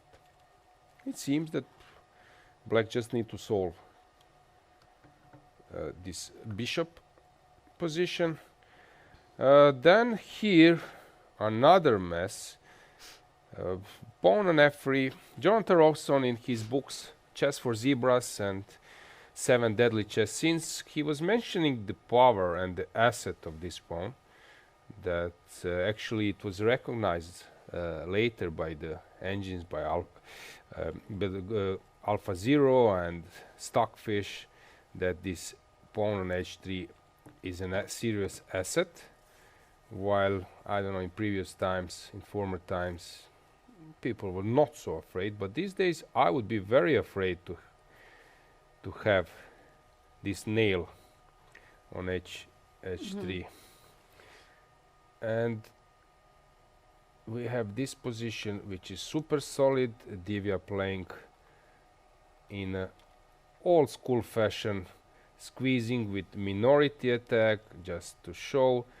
Black has managed to exchange light square bishops, which is something, but white was first to play with the minority attack. So this weakness, but black has something in return. Knight is on c4. I suggest that we briefly go to our main tournament, check the situation, make a short break, and then we can follow the things till the time travel. Agree. Let's see Gukesh against Niemann and see what is happening in that game, if we have any updates. Suddenly Niemann took this materialistic approach, having 3 pawns for the piece. Usually I'm saying that you should have 3 pawns connected, that it's not enough to have 2 pawns as an island and then a single pawn on the other side. So here, after knight c3, bishop d6, knight d3 was played, but as I mentioned, this bishop is too strong, and the main problem of white is that bishop g5 played. Okay, this is superb play. Oh wow! Playing off on both wings. He has a total domination of the on the board, keeping the pawn on f4 alive. That's a beautiful move, I like. And also, you might bring king into the game at some point. Yeah, in Yakuboyev versus Anton, rook f3 was played, so he wants to rook lift. I like it, but of course it's very concrete. We will see what will happen here. We can see that Gukesh just made the move after g5. Knight f2 was played to stop this g2 activity. I'm mentioning this term of empty bishop. So sometimes you have bishops it seems that they're active, but your opponent just swindles around and move away. And this is sometimes tricky. You get overexcited about your Open diagonal. yeah, your position. Yeah. Now of knight your g4 is a threat. Maybe white has to think something like h5 to stop knight getting on g5. Navara versus Maksudlu. Normal position, and in this game, usually the position is the same, but with pawns on, I don't know, a6 and a4 or a3. Now this open a file might help black. You know, now as we covered all the games at once, at one run, I think that there will be one draw. This one looks equal to me, and the other 4 games will be decisive in the Masters tournament. Okay. That's my prediction. Could be, could be. Yeah, so it's a moment that we go for a break, and then to see will Keti be right with her prediction. We'll see that.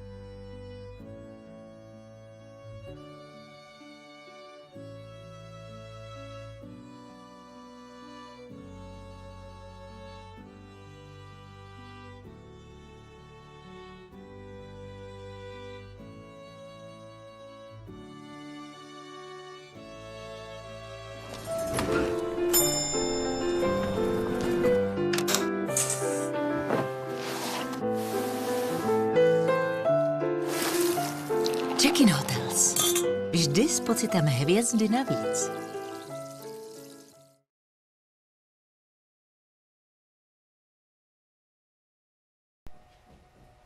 Welcome back, everyone. This is Prague Chess Festival. Keti and Alojzije in the studio, and we do have the first round in progress. And this is the best start of the tournament. We have it all. We have some sacrifices. We have some beautiful attacks. I already see more updates on the board. This is what a wonderful start of a tournament. Alojzije, what do you think? Keti, White went all crazy. They have just started the tournament, and look at them. Keti, I would love to check or check in, Check as in. we just see the commercial. So let's go to Fun Forest versus Heimer, because this goodness. is crazy. Is this a checkmate over the edge file, or black is surviving by the skin of the teeth? It's really... Wow, look at that. The bishop came from g4 to h3 to cover the king. If you take this with the rook, I think black's hope here is to give up the queen and then to get the rook on f1 and hold the position together. I'm trying to recall, maybe our viewers would help me regarding forks. We have a royal fork, family fork. Is this almost a family fork? With all the pieces forked, just king is needed. I think that family fork is when everything is under the attack. And there is a royal fork. With the king also involved. Yeah. So guys, if you know the terminology, help me. But this looks super scary. But the white is the one who is attacking. So it's not about the material, it's about the attacking possibilities. And as you could see, white's king is perfectly safe. And that's a huge benefit for a white player, being on the safe side when the position is messy. Let's try to calculate, Keti. What's the thing is? Take a look of the last move. Really? You play bishop h3. Was this missed? No, it was actually calculated. Or Shall not? we see that move too? Okay, so the sequence was following. You were mentioning that possible opening of the diagonal with ed5 is on the menu, and then e4 came, queen e4, first nice touch, What? exploiting the pin. It's a really some nice moment. King h7, running away from the diagonal and x-raying bishop, but now coming to another X-ray, maybe even more deadly, over the H file.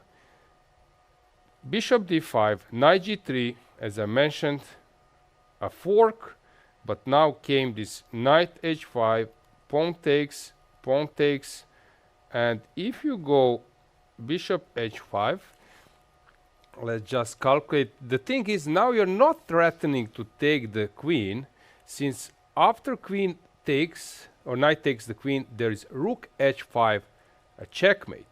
So maybe here there's some beautiful checkmate ideas. Like moving the rook or something. Like sacrifices everywhere, rook h5. There's no queen g6, unfortunately, because king takes g6 and then king goes on g5 and white has give up all the pieces, so you can't really checkmate. But rook h1 is just a checkmate.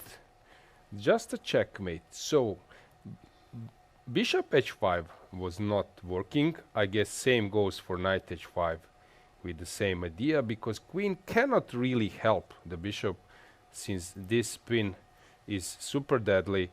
I love this x-ray spins. It's very instructive. So here, after pawn takes h5, is this a sad necessity or was that planned by Vincent? Bishop h3 was played. Of course, the first idea is to stop the mate.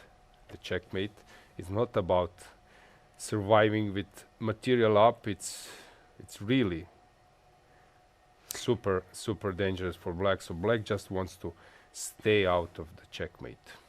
Yeah, and With here rook h3, Jordan point is taking some time here, right? To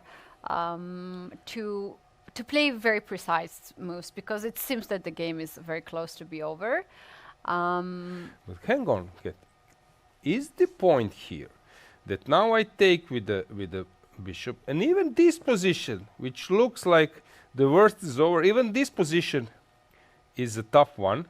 There is a rook e6, but maybe just white keeps the pawn even in this position. H4, H4 H5. king will be moved, so maybe Where you- exactly? I Because don't- if you go G8, yeah, then bishop D5. yeah, correct. So this is another pin. Yes. So king h8 needed.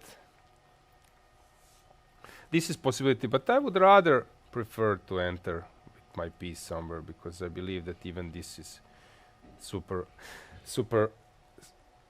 like dangerous for black. So my point was, even with imprecise play, you will still suffer. So white has now a really pleasant task to calculate, to find a winning sequence, or if things won't clarify, he can just move on with his advantage. Super scary. After bishop h3, white is on the move. So, can we find a killer? I was thinking moves like, let's say, rook f3. Is this an option? Because if you take, I might take, and even this position is unpleasant. I love this position. So you need to go rook h4, only move. Now I can take, and your king will start running, if it's possible to run. Even this position is unpleasant. You take king g5. Should I bring the knight? Or rook h5? Rook h5 is also an option. Yeah, I can bring the knight. I can move up with rook h5. So still, it's unpleasant. Yeah, that's why Van Forest has taken here some time. Very, very nice move by him. He knows that this can be the final moves in the game, and he has to be very precise, because Vincent Keimer is the first seeded in this tournament, very dangerous player. Today, it did not went on his way. Obviously, he has 4 minutes on the board, but his focus is quite high, so he will find, obviously, the only moves in this position to survive. And what Jordan is doing, this is pretty much necessary, that sometimes not everyone uses, to stop and to find the most accurate moves. If I take on f8, you need to take with the rook. I can take the queen. You can, but then again collecting a lot of material. You want to take rook h3. Oh, you go bishop g8, king h8, No, queen. bishop e6, check, you give up the rook, and then you take rook to h3. So nice. This is And bishop e6 is very important, because you cut the diagonal. this is So nice. a buffet. So white is picking up the food. So what do you do after rook f8? What's the move? Is knight? No. Knight e4 is a lost, so rook f8. But rook f8. Okay, that's a possibility. And now it's the moment to probably. Okay, again we're. We can now go to the similar position, and there is no rook e6 there, so rook is on f6. Yes. So at rook this h3, position. queen h3, pawn takes, knight e4, bishop e4, and this is what we call eternal pin. So you cannot unpin yourself without dropping the knight, and if you start bringing the rook somewhere to the 6th rank, knight is on time to give additional attack. It seems to me that Jordan is just rechecking, but the game is sort of over. Let's just summarize. So in this position, after bishop h3, we do expect rook f8. Is there anything else, Keti? I think rook f8 is the move. F8 is very nice move. Shall we just move the queen aside to see what is black playing for? Like if I play queen to c4, if I just move this Then queen rook away. f1, knight h1. I think this is the point. I take rook f1, and when you take, I take the other rook. So I'm surviving over the h file. So this is the concept. So that's why here, after bishop h3, Okay, fate. rook f8 is needed, not to be deflected and to stay over the h file. Well, there's so many pieces hanging, so many variations. It is very easy to mess up your calculation here. So we can see that Van Forest is trying to not lose the focus. And he assures himself he's going to play a move. Yeah. Oh, Vincent sees the line for sure. When you play on the defensive side, you very often see the line until the end. Okay, in the meantime, on board, let's call it number 1, we have Gukesh versus Niemann, where it seems that Gukesh has improved another setup, as I mentioned. So Gukesh being in a dangerous position, he doesn't mind making an awkward defense. As long he doesn't see a refutation, he will go for it. Yeah. So this looks, again, super scary, pinning himself, but he has something in mind. And this game is super complicated. It is very complicated, but I really don't want to miss out the action. Let's go back to the game of Forest and Kmart. Rook f8. Rook f8 has just happened. Very nice one. Now Vincent is thinking.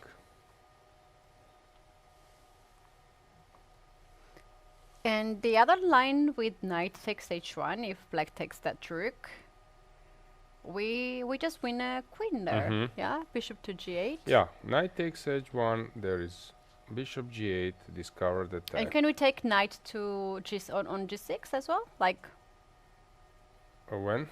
Instead of queen to g6 now. Then rook f8. Checkmate. Sorry, I forgot that there is a checkmate threat. Yeah, that's game over. Curtains.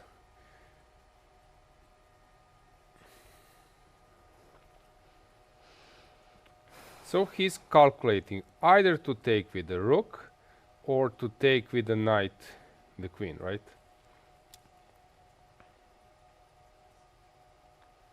In the meantime, Yakuboev versus David Anton, Hikaru, h5 was played, which looks super dubious, yet it's not so simple to see the refutation. Because black is ready to bring some pieces, maybe counting on some deflection.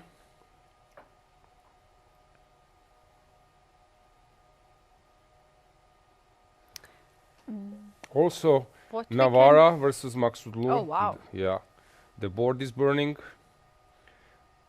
Abdusatorov versus Aravind. It's a mess. Some pins, some attacks. It's far from clear. Crazy. Yeah, We you did not follow sign 3 up for games, I this. will follow 2 games. And Yes. We haven't signed up for this craziness in the first round of the Masters. We might not have any single draw, as also the last board that was equal before Aravin against Abdusatorov started to shake a lot. Van Forest, you know what, we're gonna struggle today to choose the game of the day, because Van Forest played an amazing game and all the sacrifices, but Niemann did it first, this 93 sacrifice that we have not seen before, things like that, and then Yakubov showed his amazing preparation. That's pretty amazing.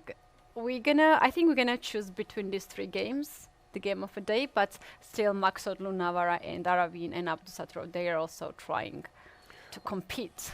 we need to praise the level of players' readiness to fight. This is awesome. And as you mentioned, in round robin, I know in my time, like 15 years ago, it was always mentioned that draws counts in round robin. So make some draws, squeeze a bit with white, get to +2, +3, and that's the system.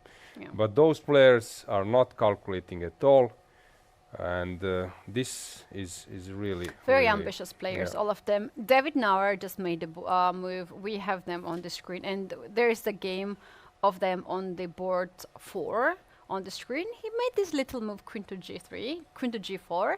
We can see that on the green color. And his idea is to play knight to h6 next move and win the queen. Meanwhile, I think we're going to have the finals of the Van Forest and Kmar. Let's maybe get back in there. We might have the resignation soon. Yeah, we will have this position with, you mentioned bishop g8.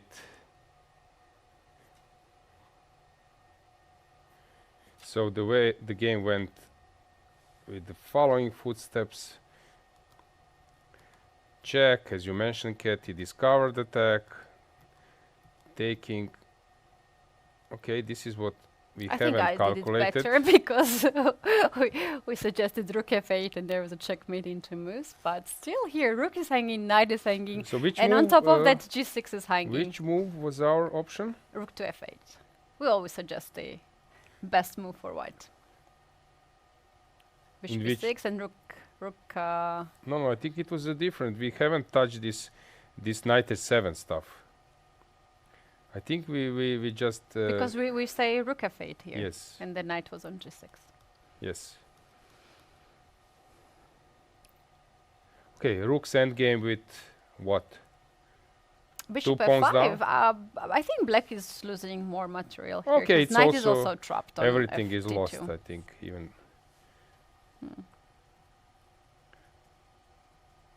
Okay, but bishop f5, the idea is to play g6, and when you take, then knight f1, running away somewhere. So he's calculating also to play g6, for example. When you take on d7, he can take with the pawn. Oh, no, knight is running. I need to take first the knight.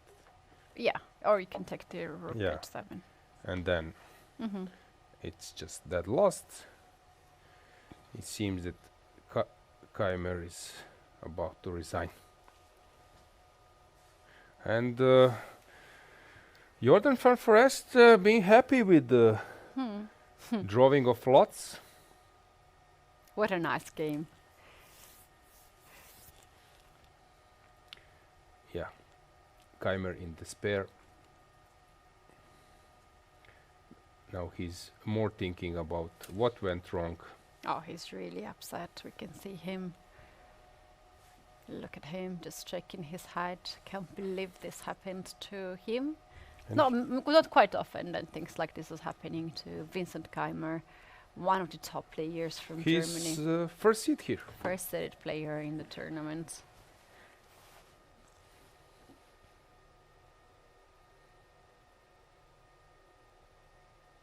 King d2 has been played. Giving up the bishop on d7, but next move g6, and black has to say goodbye to the knight.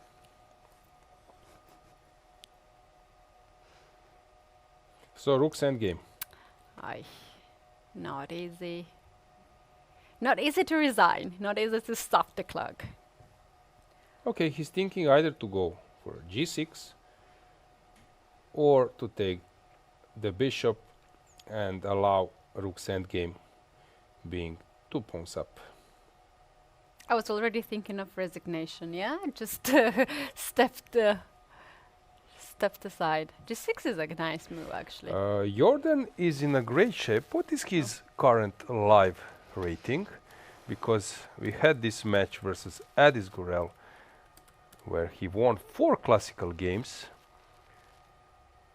You can go to live 2700. 700.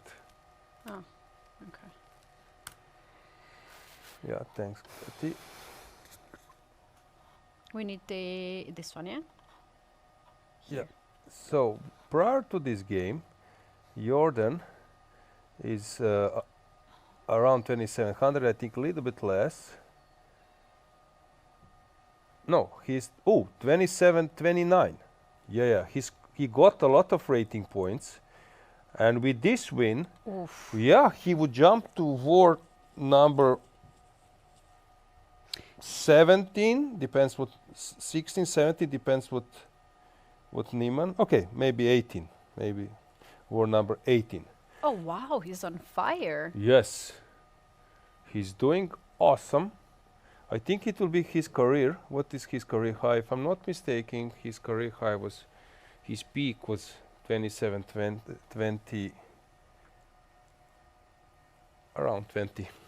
27, yeah, 15. Oh wow, that's amazing. And recently we were covering the European Rapid Blitz tournament where he was showing his Champion. best in the Yeah. Blitz tournament. Reigning European champion in Blitz portion.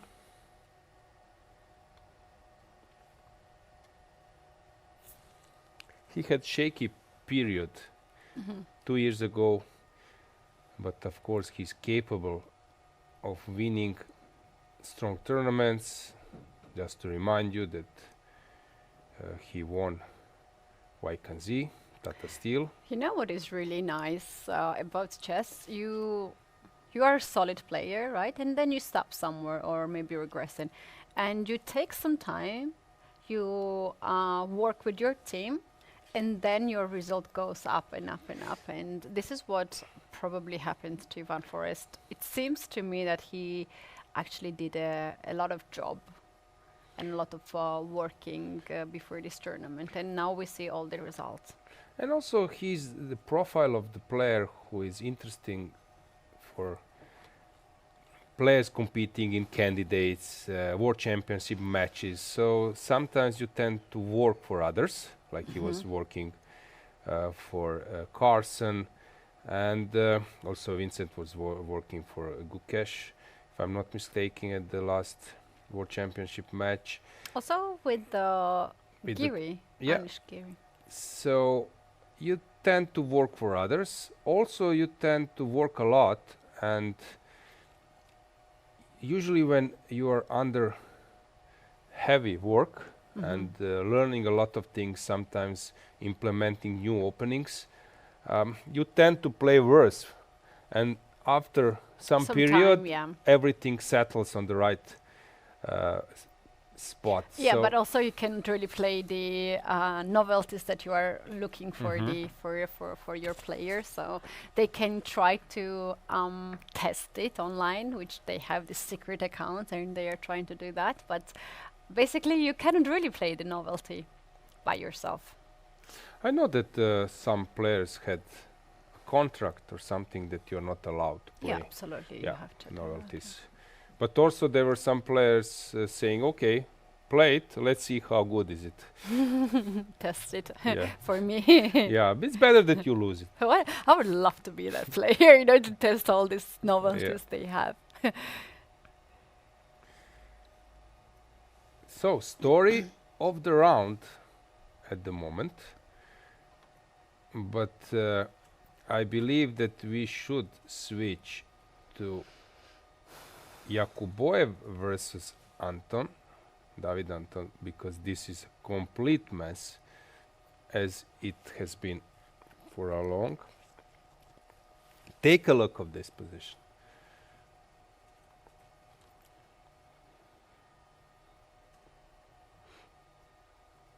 It looks scary. King safety is the key here. Knight b5 to d6 has been played. And it should be like final blow in this position, should be something that wins the game on a spot, right? So, white is on the move. What is white calculating? Bishop g5, perhaps? Bishop g5, of course, a viable option.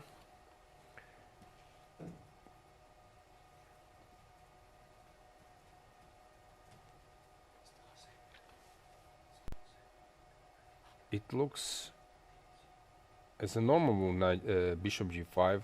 Is there anything else? Rook h5 probably doesn't work.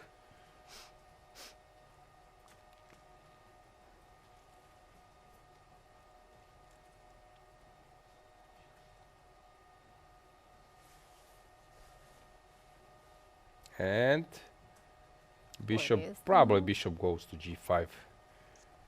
It seems that he's taking the bishop and he will bring it to g5. And yes, Keti, you were right. Bishop goes to g5. And this is the situation.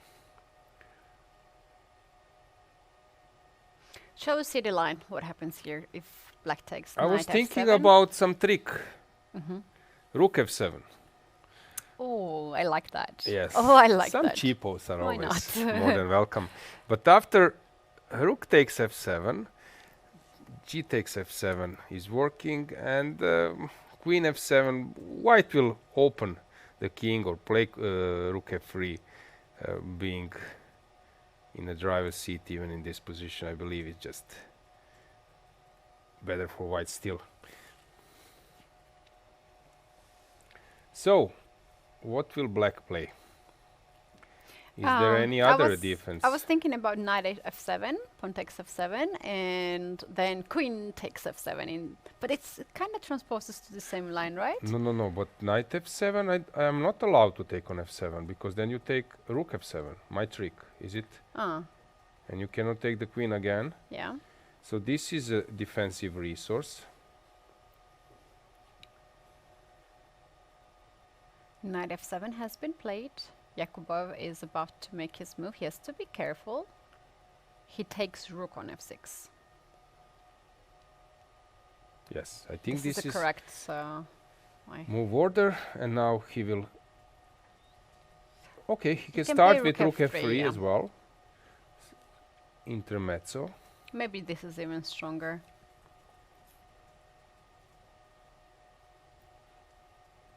Wait, after all the trades, the position will be equal, yeah? Material will be just equal. But king safety King is the safety factor. is so important.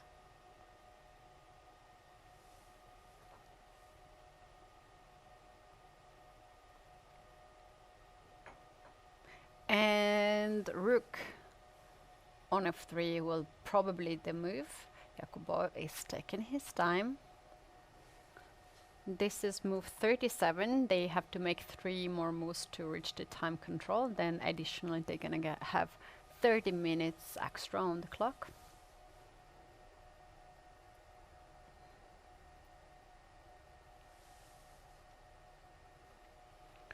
Yeah, he's hesitating.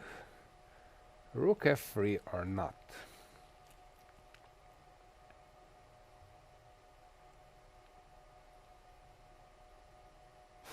This is quite frustrating for black as well when your opponent is about to make a move and he's not.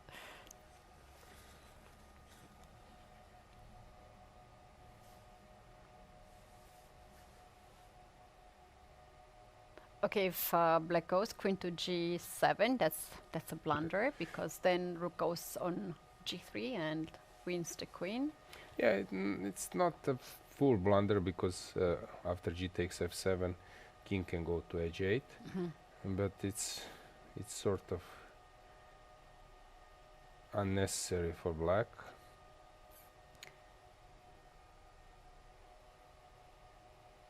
I would rather play queen e7 in this position also to control g5 square, so white's queen will not really get into the game.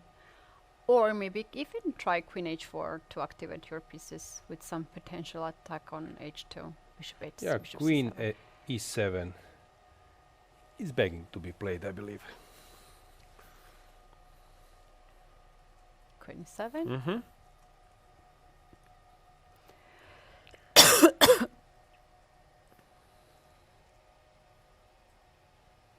And now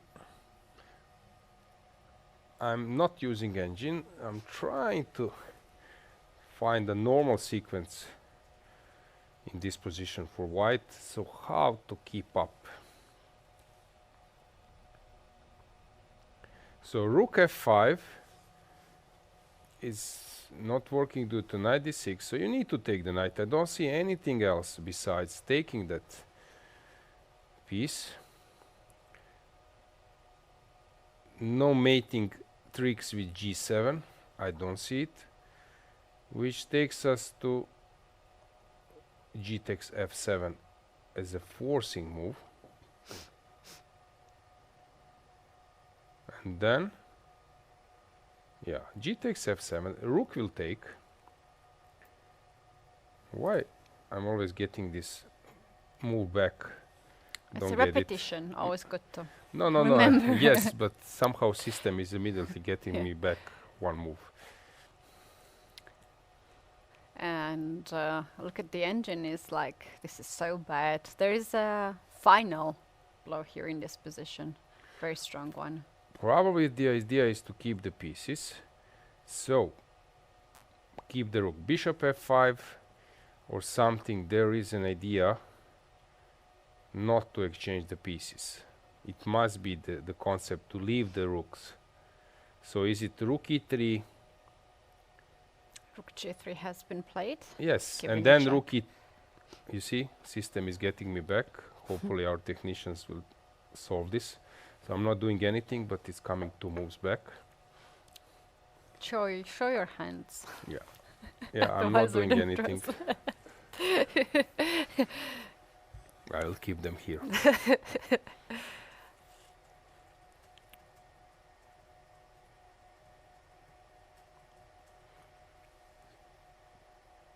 So I rook wonder rook g7. g7, yeah, what happened Yeah, to rook what g7? else? Because queen h8 is coming, so I don't see anything else. Okay, you can start with rook with king f8. And now you can play rook e3. Point being that there's no pressure on f-file anymore, so queen f6 will not make much of Yeah, he will keep defense. the rooks. The clue is to keep it.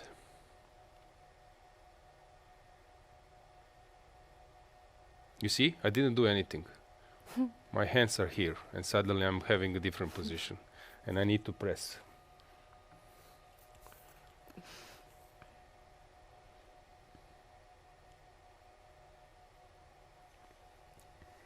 And now we're just one move away from 40 moves. Or maybe it's already 40 moves. So you need, it's no, 32. eight, No, eight, 30, yeah, eight okay. moves. It's a lot. So queen needs to move. Yeah, but queen e2 is coming. This is the way to win this position. It's not so simple because engine is screaming that that was an easy job, easy task. But now queen e2, if you don't see this subtle way of playing rook g3, then coming back to e3, and then coming with the queen behind, building a battery, you won't be able to win it. So without engine, some people would need to spend 4 days to More find time. yeah. But with engines, everything is simple. Like solving, I don't know, some mathematical tasks without But also calculator. when it is your own game, you're so much into deep variation. Now we're jumping from game to game, and it is really tough to understand what is happening. But Yakubov was actually blitzing out all these moves. He was just double checking, but he knew exactly when he captured the knight on f7 what would be his next. He didn't really invest that much of time after that. Yeah, he's very good in calculation. I recall, Keti, when we were in Goa with the World Cup, and Aronian was there, knocked out by Arjun with that sacrifice. I believe people will know it. And then we had this friendly game on these big chess pieces. And the way how he was calculating, Aronian was putting some studies. I was very impressed. Come on, guys! When Aronian was pushing everyone to solve the puzzle, yeah, that was amazing time. So here, rook e3 was just played, and David Anton is spending a lot of time. Maybe it's a moment that we switch to Gukesh, since there Gukesh is on 7 minutes, same as Hans. It seems that white managed to stabilize. White is getting ready to leave the exchange, but I'm not sure that this is favorable for black. You know what's the problem with those top players? That you need to outplay them few times. It's Yeah, not you have to enough win several Yeah. positions in one game. That's true, actually. We had Gukesh when he came at the beginning with this Tika, I Yes. think. I think that's the name. If my memory is not so bad, because recently I learned it in India. That's the name. But now, as he was touching his face, it's just gone. Look at that. Yeah, as well as glasses. Oh, he doesn't really need his glasses. Yes. Seems like. Yeah, that's Okay, true. now system is again getting me back, so I need to press.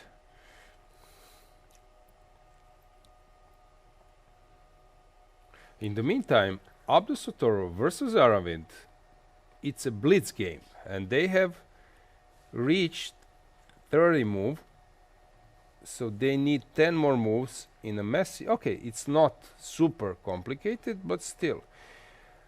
While in Gukesh versus Niemann, I believe that the worst is over for Gukesh.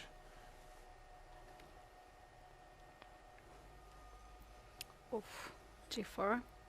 Okay, black wants to set up maybe a defended passer on h3. When king will be moved, h3 is coming. And it's not easy to live with that pawn on h3. As you could see, the playing hall is getting packed with people. Yes, that's true. And we also have some visitors in our studio. Yeah. Hi guys, if you see some good move, Let us know. yeah, don't hesitate to propose it. Wow, this is pretty We also amazing. accept blunders, then we sound smarter. Look how many chairs are there, and a lot of people just came to observe the games.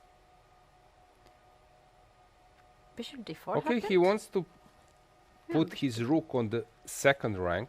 If you take with the knight, c5 will follow, and then rook will go maybe to the e2. But I'm not fully sure. What is Hans up to? If you take with a pawn or with knight, I was thinking maybe black's idea is to play h3, and then to play c5 and rook to e2 to kick Yeah. this king backwards. One thing, can we go to Fun Forest versus Chimer? It seems that the game is over, or my clock's okay. Clock is not correct, it's not zeros. So the game is still in progress. It should be in progress. This is move 41, so they have extra 30 minutes on the clock. Unless there was an issue. Can we zoom it? Do we see the clock? Let's go full screen. Is there a chance that we see the clock? Not really. So, Oh, yeah. do you see it? There are numbers there. For sure. It's normal. Yeah. I thought that there might be an issue with the move number, move counter, but it's not the case. So Kamer is thinking, we don't know his clock situation.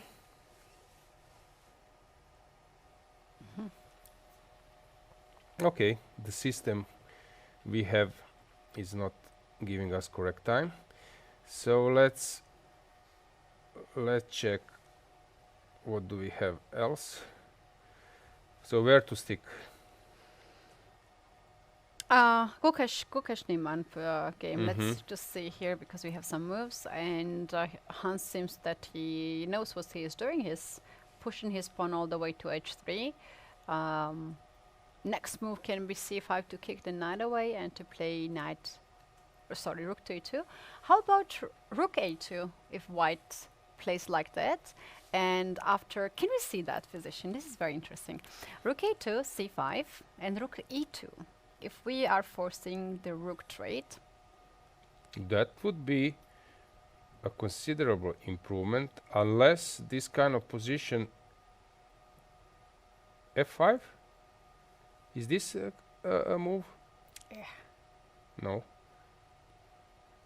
And then I will collect this one, so I need to give this, stay with that option. So I should take, you take, and now some. How do you come to defend? So I bring my king or play f5. I would play. You want to go here and here, right? And also this is a passer. So let's say that I go king f8. If you go knight f4, can I push b5? Or is I it too love that early? idea. Takes a4. B6 is coming, so I need to come closer first. And now you need to deal with this guy, and the king is locked. But maybe there is a way to set up a fortress. Knight e2, knight c1, and c4. Probably c4 immediately. No, I'm late. Yeah, no, I'm on time. a4. And now it's Knight a draw. c1. So this is a nice try, but it's not giving black a win. So after rook e2, I can start with rook e3, maybe. Maybe. Will Gukesh play rook a2?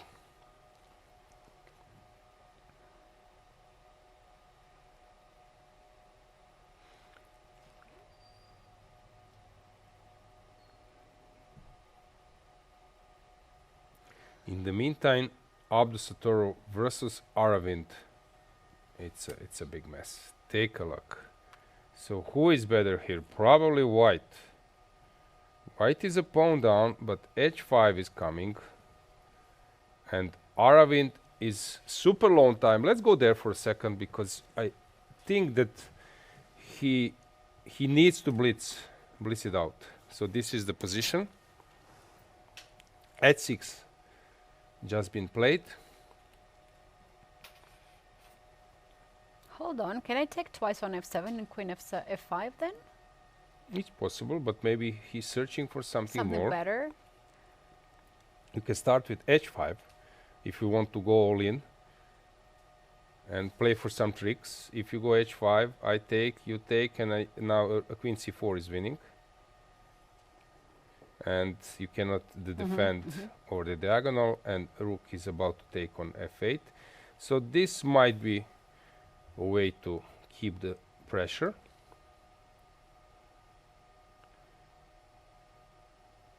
Navarra has managed to outplay. Wow, look at that. I was just Parham, looking take at a that. look. The rook is locked. How this rook will enter the game? Okay, it's connected with white's rook position. But now if we get rid of those two rooks, maybe some f3, king comes, and you will lose. Yeah, because on e4, f4, and rook is lost. So this is a concept of David, and it seems that, yeah, he managed to outplay Parham. Fantastic thing. I don't know which game to follow. Oh my goodness, it's so difficult. We need all the games. Take a Let's look, take a look like at a all boy the of games. Anton. There you go. This is a checkmate. And you know what? But he's 50 Gukesh seconds. and Niemann, they have this position that we were analyzing.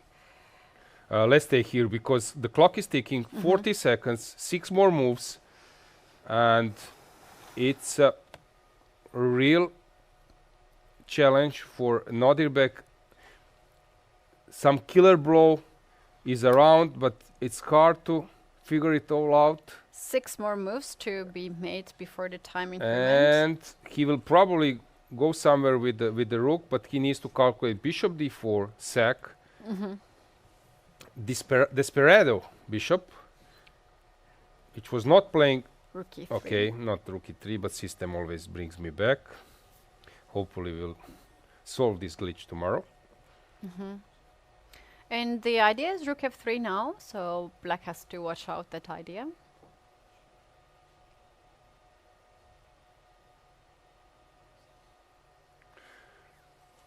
Okay, if king goes back, What is the follow-up? Just to remind you, the move has been played on last 9 seconds. I see Keimer walking, but he's dead lost. It's not about that he... I like is- that he's looking at others' problems while he has Yes. his own problems on the board. Yes.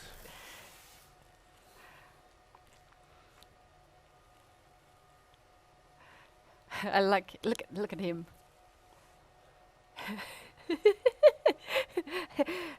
Pretending that only others have problems and not him. Yes.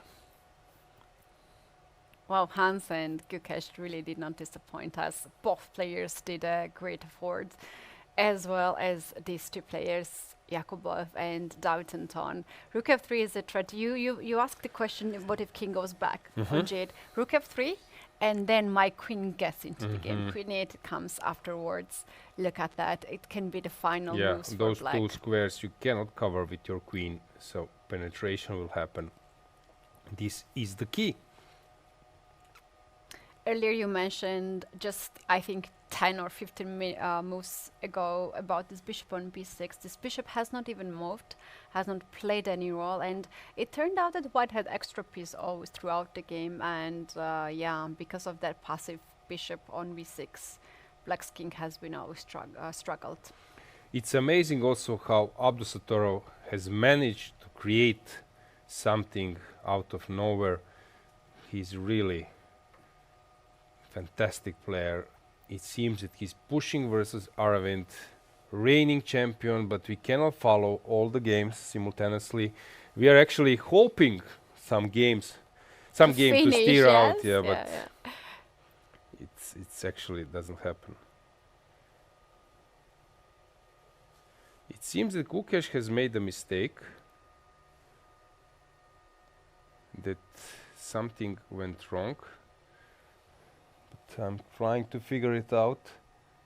What? I don't know. Maybe the pawn on a4 is hanging now, and that's the problem, that you have to stack this rook on a2. Parham Maksodlu has just played the move on last 2 seconds. David Navara cruising towards the victory, which will be a serious boost, if I'm not mistaken. He's a last seeded player. Of course, we know how strong he is.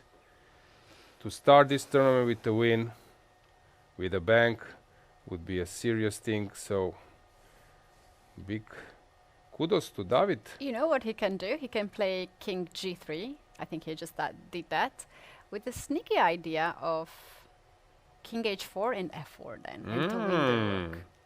Materialistic approach. That's why king needs to go to h6. Oh, that was super cool. Yeah, let's stay with this view because boards are burning. I don't know where to go, what to follow.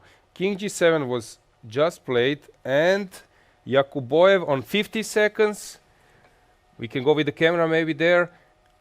And just played rook e6, which is a winning move. Played on last 11 seconds. Now David Anton, 20 seconds. Now it's not about saving the position, it's about putting a serious resistance, at least to confuse your opponent, not to lose on spot. Playing all packed of spectators. And bishop sacrifice. Played on last 3 seconds. Takes. Queen takes on d4.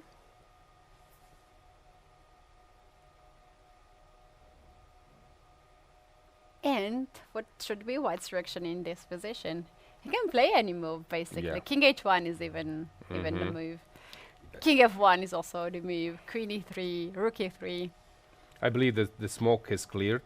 So let's go somewhere else. Let's check Abdusattorov versus Aravind. What's the case here? Aravind, last 20 seconds. One more move for white, 2 more moves for black. And queen to again this system. Okay, what to do? Queen a2 just been played.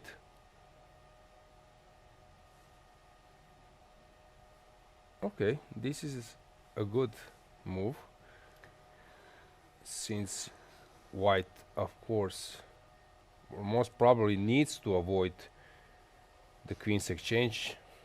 White is not in a danger, even even if he goes rook b5 to come behind the pawn.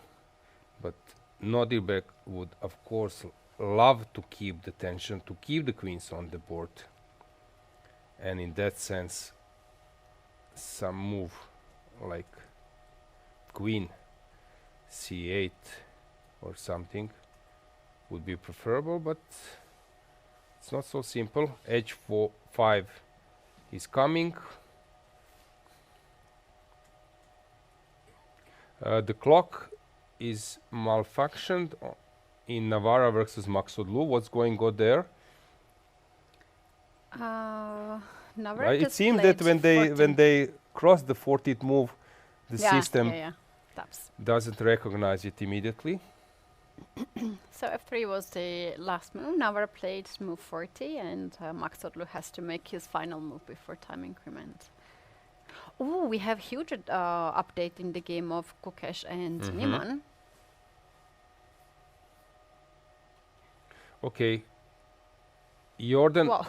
has won the game, and you said Gukesh versus Niemann. 40th move has been played, so let's stay with Abdusattor. Okay, And here everywhere Navarra is and Maxodlu also finished the game. Navarra has won his game. 2 wins for white. 2 wins for white. Kudos for David and kudos for Jordan. And the game of Gukesh and Niemann, we have to go there to see what has been changed. 40th move. Let's just briefly conclude. So in David Navarra versus Parham Maxodlu, the point is that this rook is sort of lost. Zugzwang. Yes. You Okay. cannot move the king, you cannot move the rook on g5, and you cannot move the rook on b6 without losing something. But this is fabulous Oh my goodness, this is so position. It's nice. You very have so many instructive. pieces and you are the Zugzwang. Yeah, black is a pawn up actually Oh, in a rook's endgame, wow. and he resigned. Yeah, and you have to move the rook from b6 somewhere. You lose a6 pawn, you lose the d6 pawn, and everything just falls apart.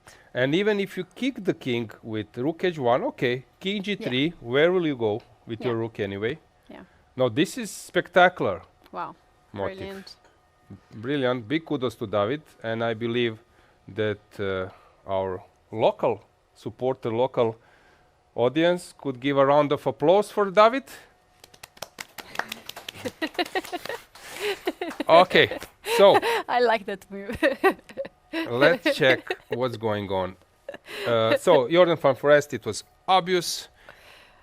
Big congratulations. Of course, Vincent Keimer, first seed, he will fight back. Oh, Maybe absolutely. immediately tomorrow.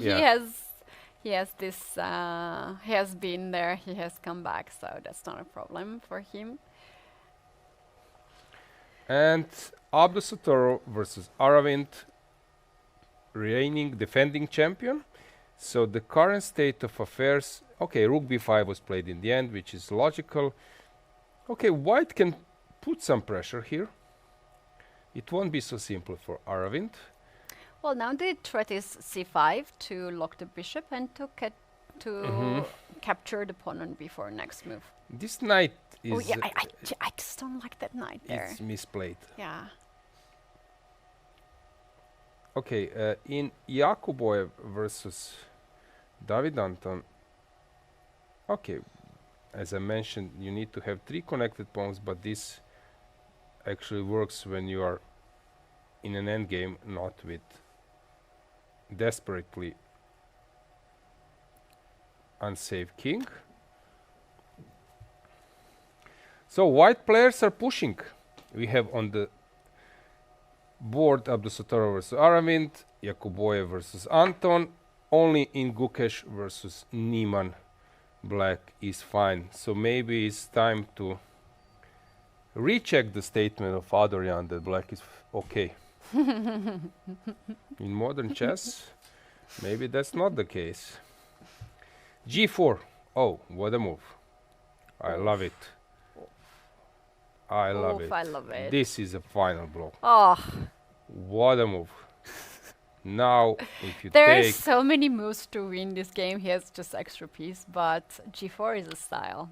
Yeah. That's a statement as well. There was a famous game of Bobby Fischer versus Boris Spassky return match, 1992 in Yugoslavia, Serbia.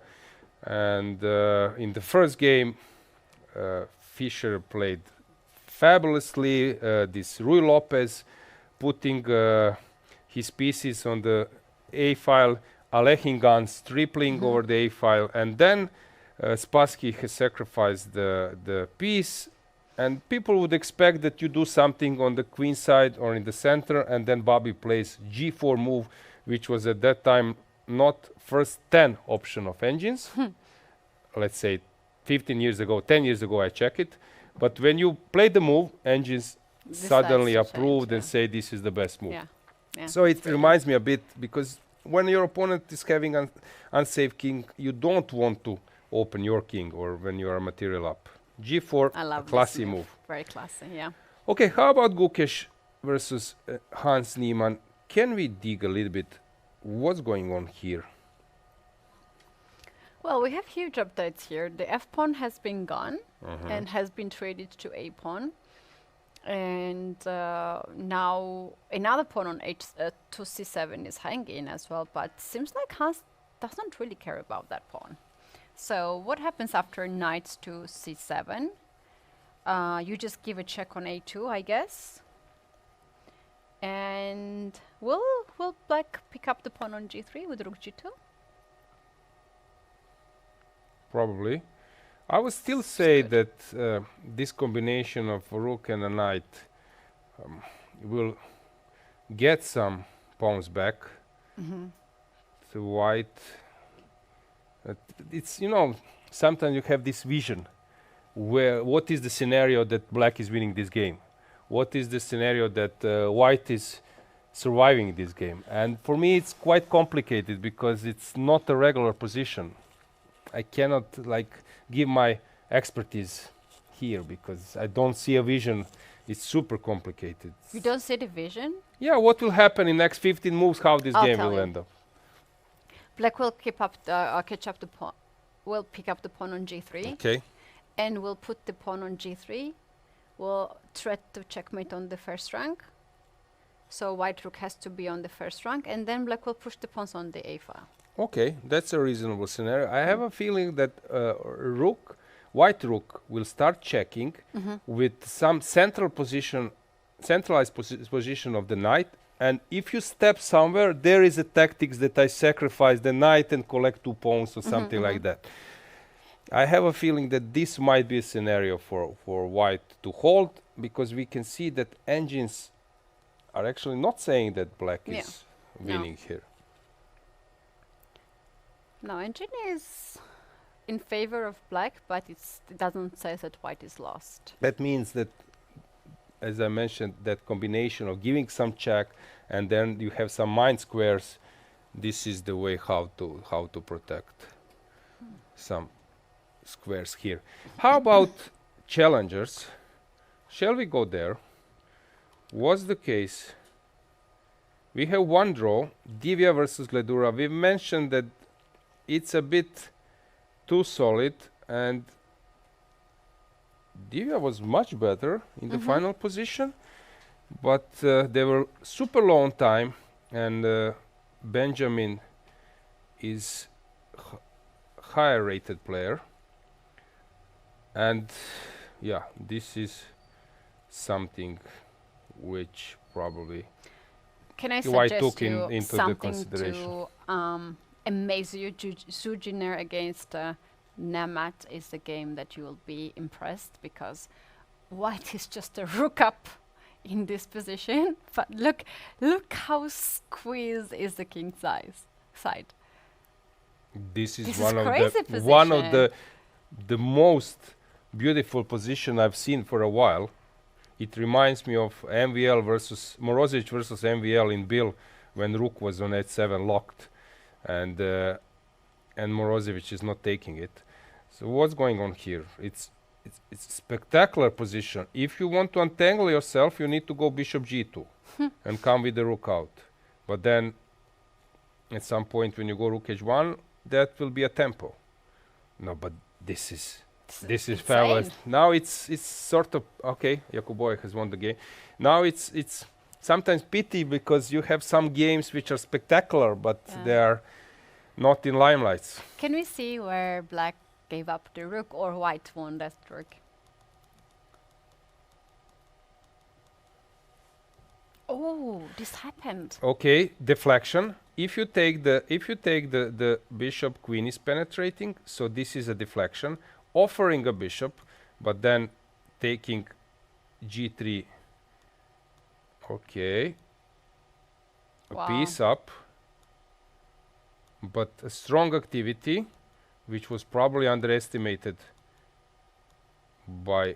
What? Now the rook was here. How it end up? Wow, I like how black played this game.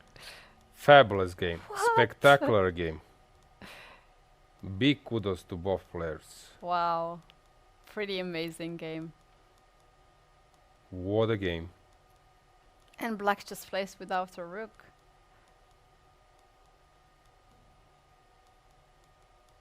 And I'm amazed that white is playing without being lost for so long. Fantastic Amazing. effort. Amazing, but then what happens next? Can I play a4, a5, let's say? Okay, how is black winning this game if white stands still? Going bishop g3, bishop f2. Bishop c4 has been played. What a mess. How about game Ganguly versus Thomas Bersen? Is that game still in progress? Because black is a piece up. Okay, Oof. some technical issues. So there was no checkmate on. Yeah. So G7. we left after this sack, and then knight g8 came. Beautifully played by. And you see white was rook down for a long, but then black has this chance of giving back part of the material. In Ufa versus Herbeck, a queen down. Ufa is a queen down. What a round! What We have a no round. break in none of the games. Yeah, I Wow. think that we will have our last break, and then because now players are out of this 40th move zone, they will spend some more time, and this will be a moment for us to make a short break and then to follow the last moments. But guys, don't go anywhere because this is such a madness, and the games are not done yet. They got extra 30 minutes now on the board, but this time is burning so fast. And then we're gonna have again crazy positions and no time on the clock. So you don't want to miss any actions today. This is gonna be the last part of the round 1 at Prague Chess Festival. We're taking short break and we'll be back soon.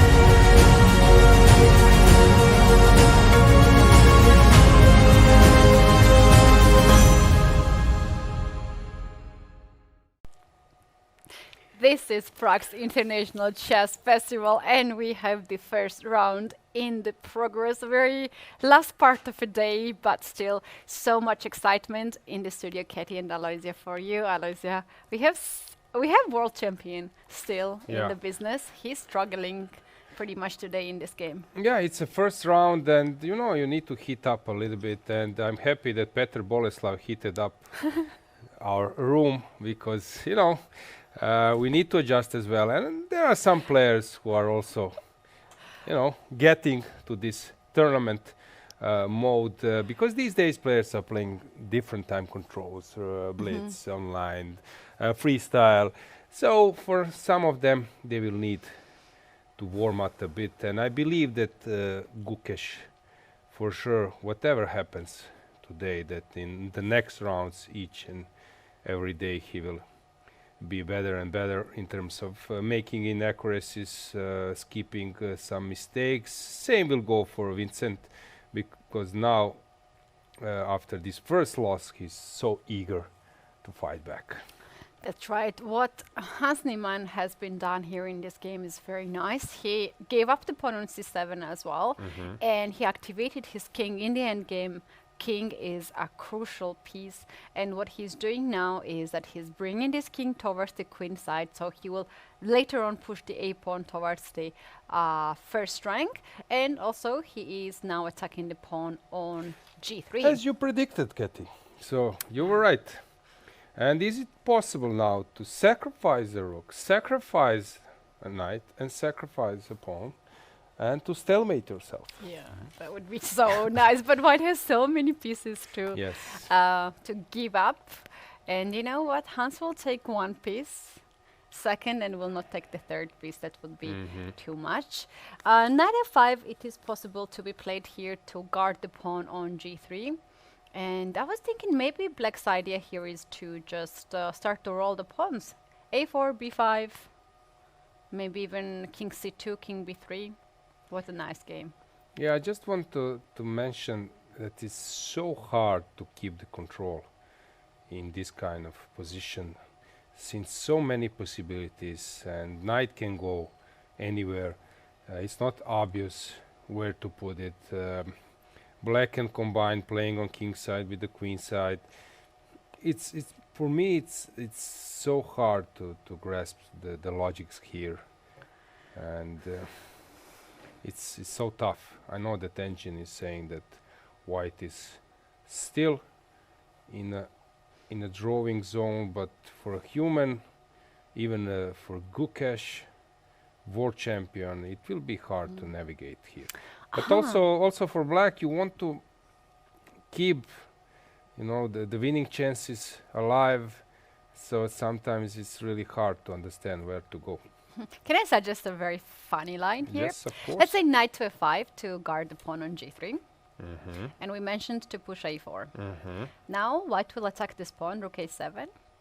And if you play b5, I'm going to play c4. Oh, this is this thing we were mentioning. Fork coming, and if you take with the b, then I'm losing the a pawn, and now the chances are much better for whites to make a draw. Sacrificing the knight and then collecting the g pawn. This might be a scenario just to show that if here after after c4 white takes with the king, this fork is coming. Yeah. And yeah, after knight f4, if you play a4, this is basically the fourth line then.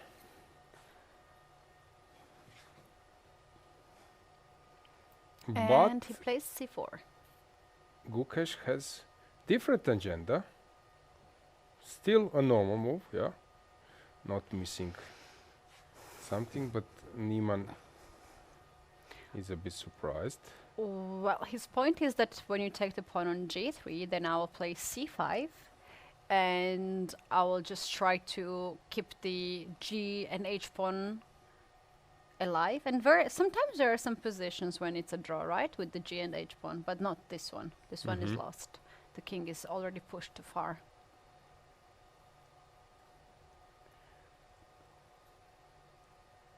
In the meantime, Abdusatorov, I don't know how he manages out of, for example, I don't know, let's say here,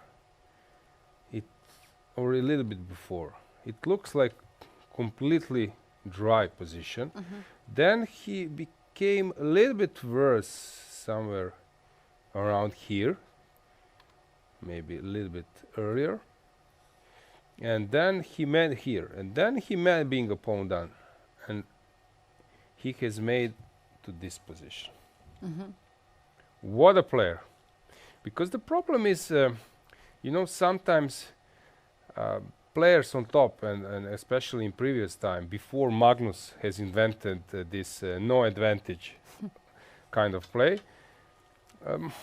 people would expect that your opponent getting nowhere will also lose some enthusiasm about pressing. And these days you have players, as I mentioned, Magnus was doing this, the first one, players like Abdusatorov who would press even without advantage. And that is sometimes unpleasant, because players with the black pieces, they tend to think, I solved my problems, I won the opening debate, and it's now it's time to relax. But that here is not the case. So is this totally one position?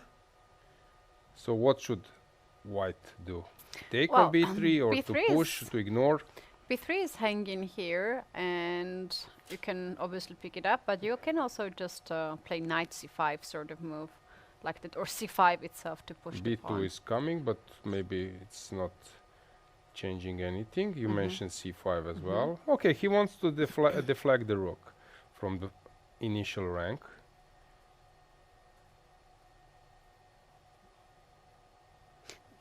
This knight is terribly no, probably not. You can just take.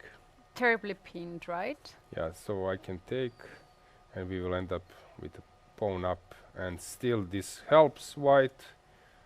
Lot of potential.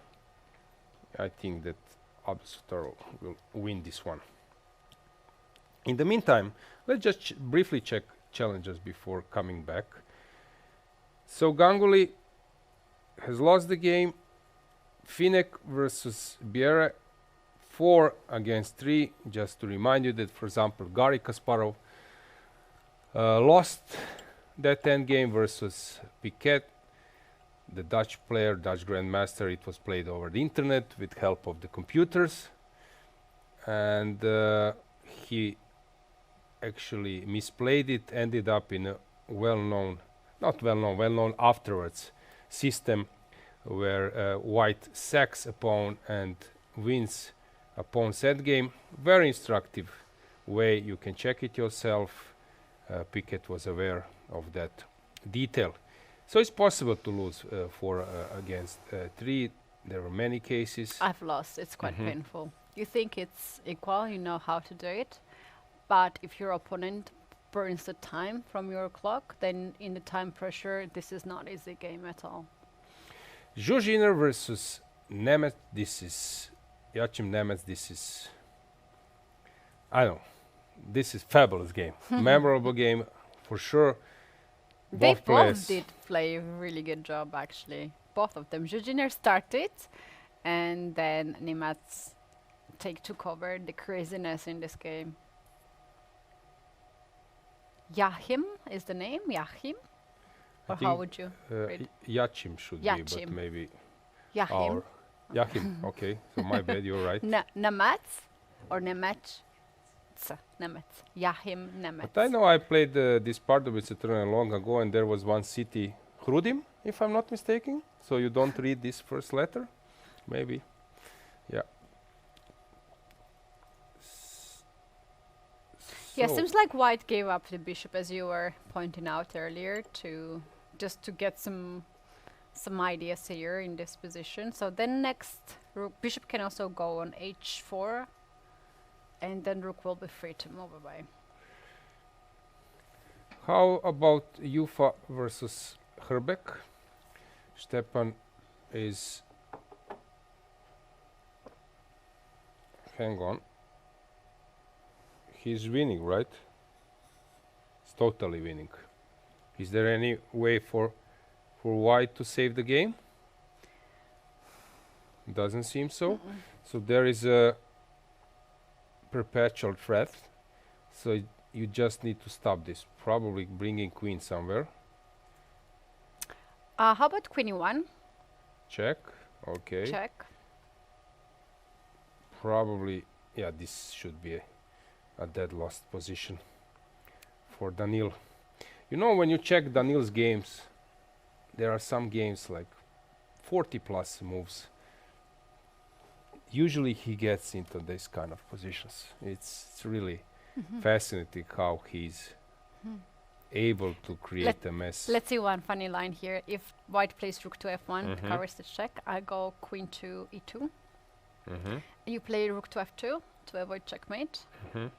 I take that twice, and I push b2. That's a cool line. I And love the it. bishop is so far from the action. So bishop f1 was played to avoid this scenario, but now there is no support for rook g4, rook h4 perpetual. So probably now some just moving the rook. I don't see a threat. Is there a threat? No, g5 is a square for the king for sure. So queen e3, king h1. And then maybe rook Rook. b1, Yeah. just to have this option of sacrifice and pushing. Okay, big start for Stepan. To win the first round with the black pieces against one of the top seeds.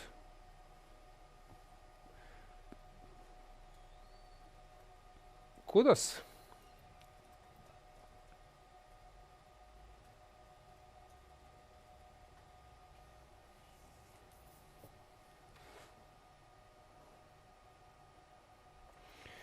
We got a tip for our Tadea Scribble that Stepan is reigning Czech Ooh. champion.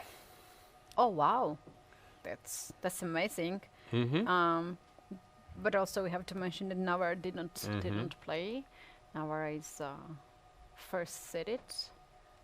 Have you Okay, the legend of the Czech. did you chess. play this championship, Tadeas? He got third place. That's why he was mentioning. I know why he was saying this to us. Now I got it. Yes, okay. Congratulations for that spot. I guess it's not bad to be third. Okay, it could be better. So, king went to g5. And now it's White's turn to come up with something. Maybe the problem is that you cannot push h3 with the idea of perpetual, because then queen h2 is a checkmate. So how to prepare a threat? Do you know what is really funny in this position?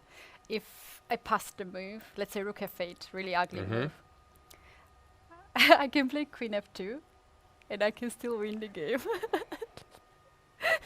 Really? Takes and b2.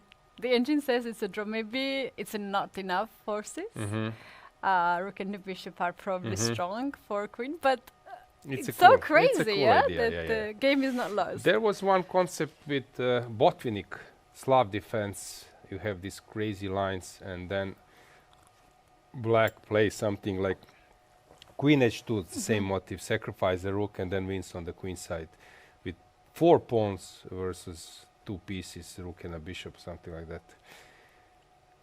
Okay, so here it's obvious that Ufa is struggling, and let's go back to Nemets. Okay, still Žužiner is defending.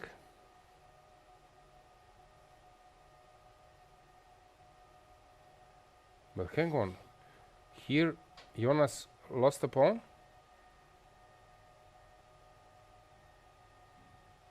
Aha, the rook He is wants to trap the trap the rook, rook. yeah. If you take, If then this is a nice trap. how I move here? Yeah, you go to rook and then No, I go king g8, king g8, king g8, king g8, rook h6, and king g7. this it wins. I twin? No. Ah, okay. No, it's not. You're right. So which move? King g8. But why? Okay, it's probably I thought that we were looking for draw. no. White, black wants to win, so Okay. it was possible to take on h5, but he didn't want to.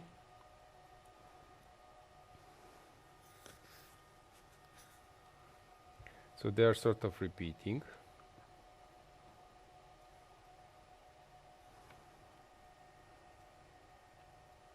Okay, Jonas has some plan.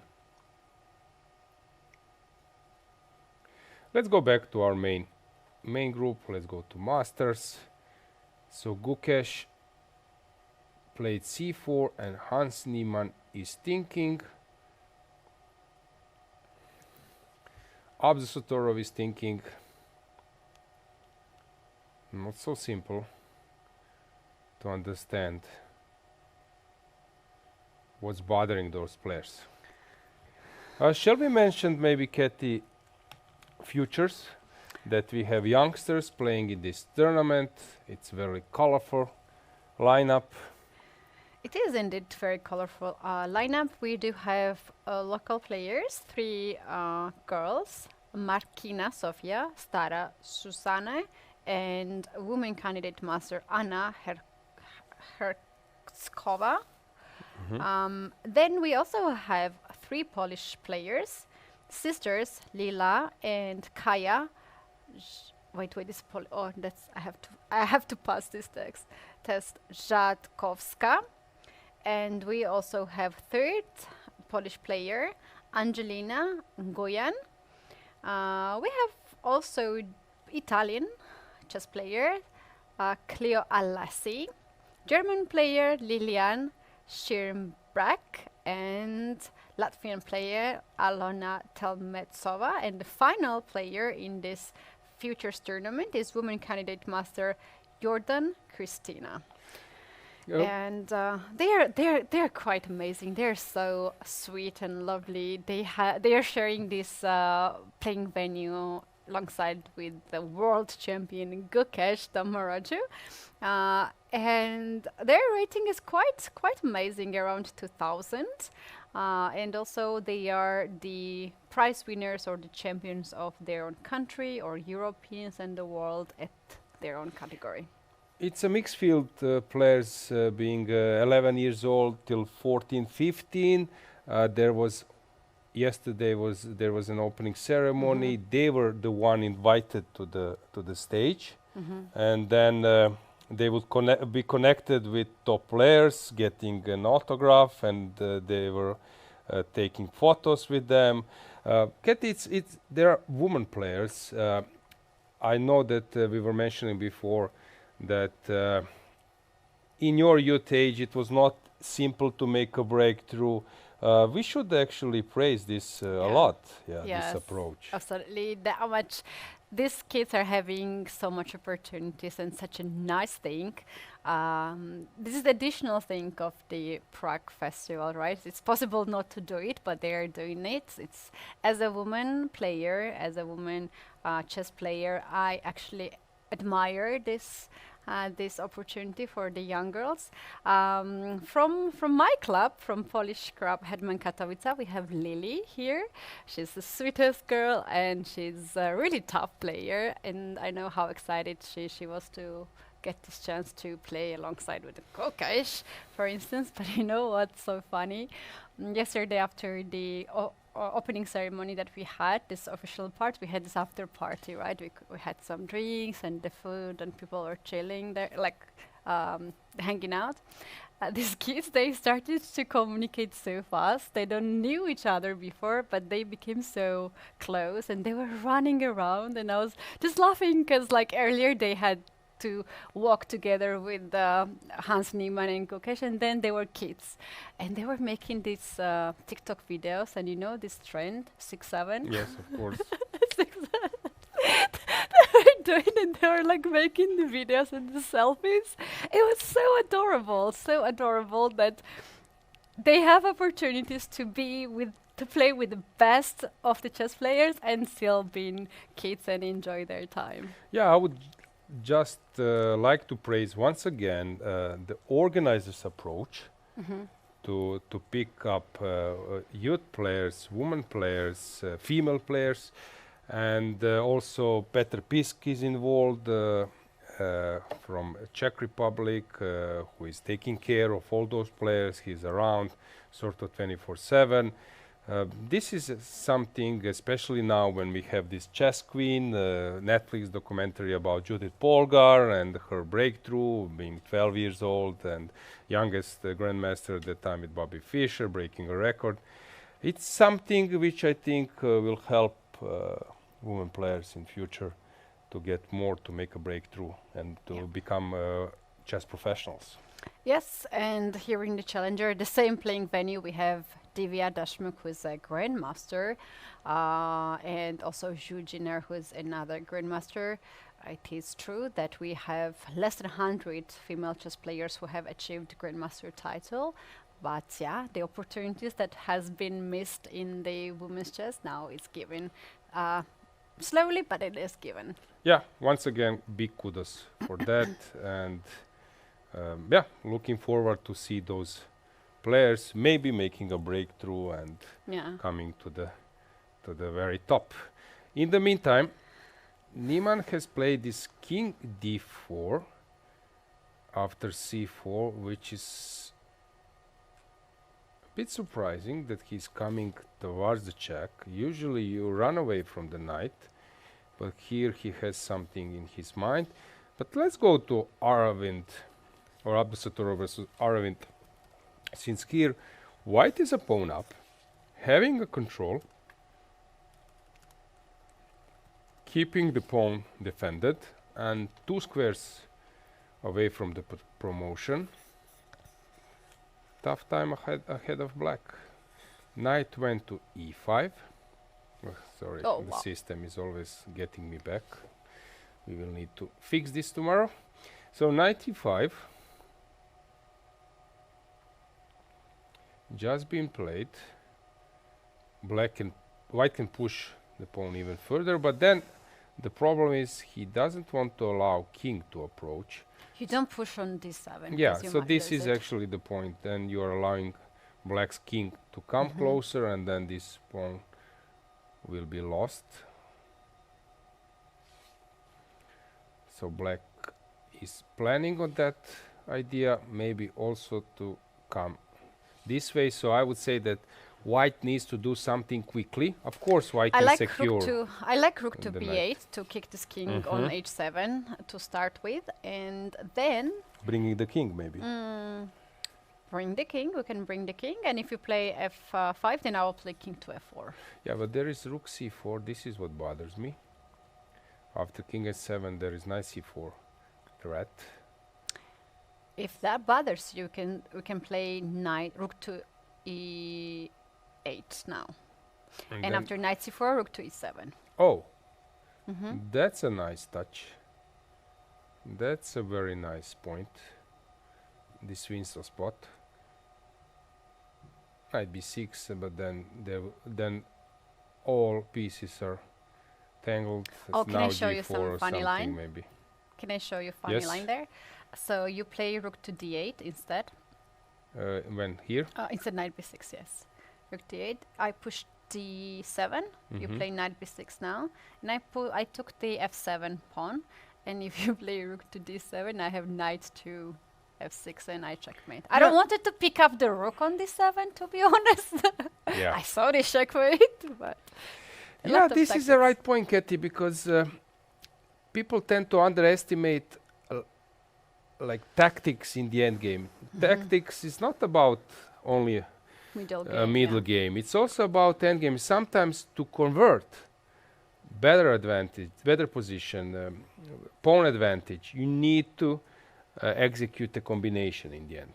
So this is an important thing, so that you exploit some factors of, I don't know, promotion or checkmate or a fork. This, I think, it's very instructive.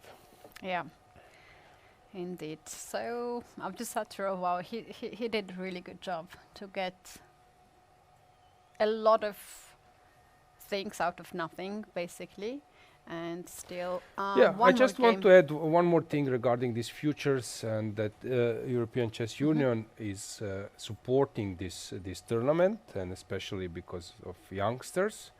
So it's also recognized by European Chess Union, but we also have other supporters here, partners like Czech Chess Federation, IATO company. We will mention sponsors in future. Without sponsors, it's obvious that this tournament wouldn't happen here.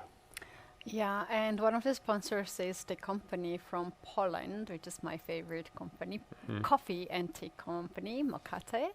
They're also supporting and providing and giving us this boost of the drinks. Also, we saw players are enjoying that during the game, because some of them might stay here for 5 hours to play their game, and they need, of course, some drinks.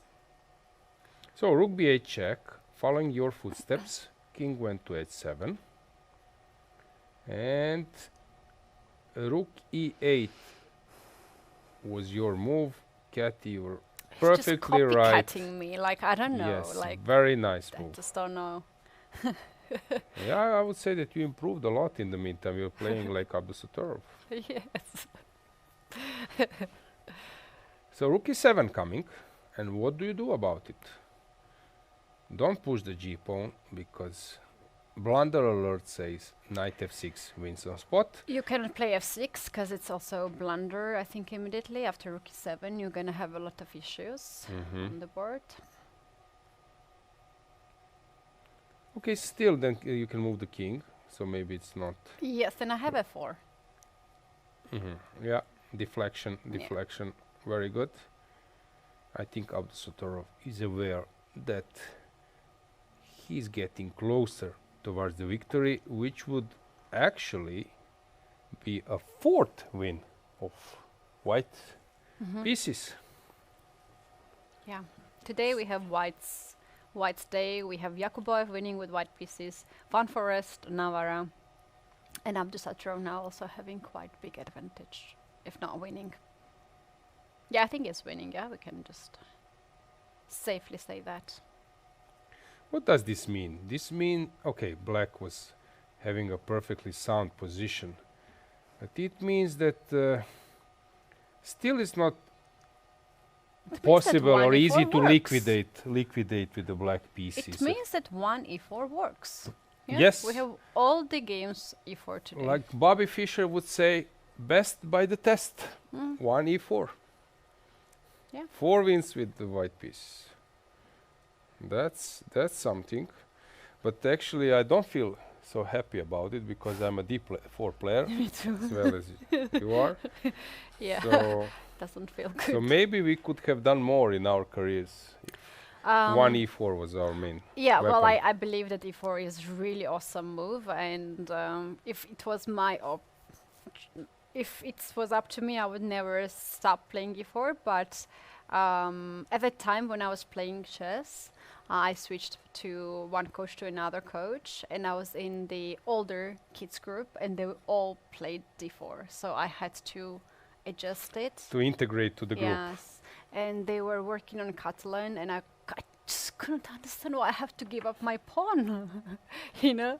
And I don't know, like it was one of the worst times of my chess career, because you're a kid, you want to play very like tactical and sharp position, and then you are playing the Catalan. In my time, it was normal. If you play d4 and queen's pawn openings like London and so on, that means that you are young and you don't know theory. If you play Catalan or Fianchetto, you are old. Oh yes. You are old and you are avoiding any conflict. But these days, like Catalan and London They're is amazing actually for openings, young yeah. people. Yeah, I play now Catalan. You're not old. Yeah. Okay, maybe we should Rest stop. is Yes. said. Wait, Gukesh has allowed. Okay, let's go there. Let's to- run. Let's see what's going on. Wow. Pawn went to a3, but now what's going? What's happening here? King went to e5. I don't get Oh, it. okay. Why not c5? I really don't get it.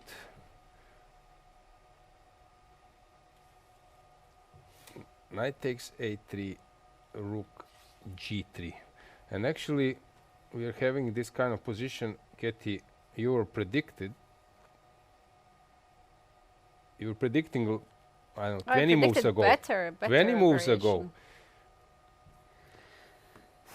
So what's the case here? Now it's getting very concrete. In few moves we will know, is this a dead draw or white won't be able to find a liquidating sequence, since it's now not about squeezing or pressing, it's actually the thing. So how many pieces we have on the board? 2, 6, 8, 9, right? No, 8. Yeah. Sorry, I'm calculating. But you know now that these table bases, they sold 8 pieces recently. Even Garry Kasparov was tweeting that there is one position when victory is in how many moves? 500? Something like that.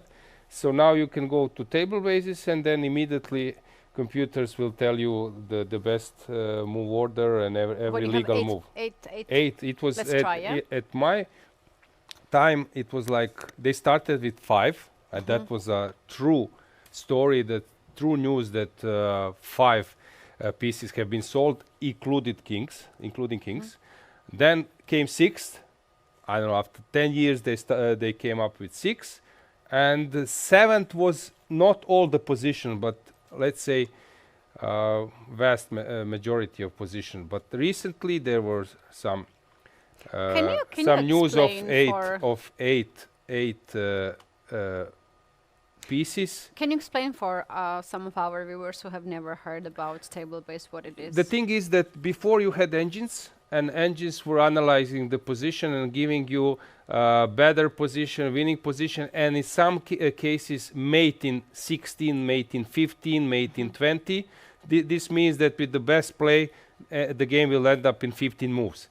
And whatever opponents do, you could deliver mathematically. All the moves are covered. It's not that it's only the main moves. All the moves are covered, and it means that computers are able to solve 7 or 8. But can you imagine how far is of solving chess if they are struggling to solve 7 pieces on the board? Yeah. And we had 32. So it's far, far, far away of solving chess. Yeah. So so now you have integrated table bases to some engines. You turn on the engines. I think LeeChess or NeverChess.com have it. When you when you Set up the analyze, position, it will immediately say final conclusion, mate in 25, mate in 26, draw. So here probably engines say it's maybe still not public. Yeah, still not found in a table base. Maybe it's just source which is not public yet. Which one you went? Can I try? Yep.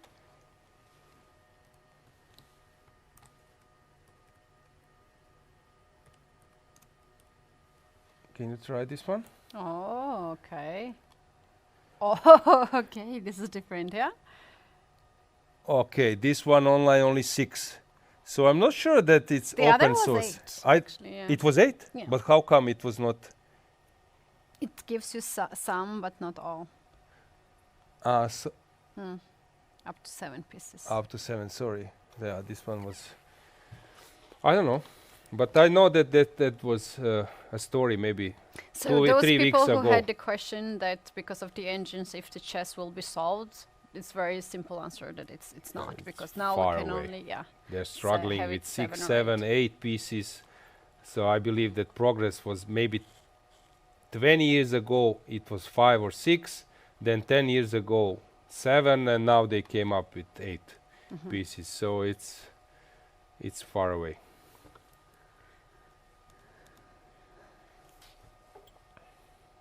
But you know, this knowledge of table bases, the problem is if you turn table bases, you will get a final conclusion, but you won't learn a process. And okay, I know that some books are having mistakes. For example, I was learning endgames from Ruben Fine. There was a quite a good book, but I found many mistakes. Then you have Auerbach for a grandmaster, or for an IM. Auerbach was top, and he had I don't know, pawns endgames, then rooks endgame, bishop, knights. It was like queens and maybe 5 or 6 books, and that was very, very, very good.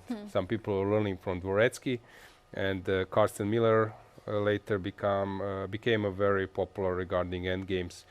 But the point is, you could get some mechanism, for example, how to win a knight and a bishop versus king, because if you turn on table bases, you will get the best possible scenario, but you won't learn the process. Yeah. True. Now Niemann is giving checks, but he's not really willing to repeat these checks, I suppose. He was counting on Gukesh to play king g3. Why not king g3? Rook g2, h2, g3, pawns are rolling. If you go up, Yeah. if you go up here, Rook g2. check, you need to come here, h2, And h2 you wins need on to the go right. down, and rook g1 Yeah. probably wins a spot. So here he's calculating, if you go g3, that he will return the rook. What else to do? And then the knight will be able to cover this. But come on, this is scary. You need to be world champion, not to be afraid of it. Oh, you know what you can do there? Let's say g3, king to a1. We give a check, rook h2, king g1, and we play rook to c2.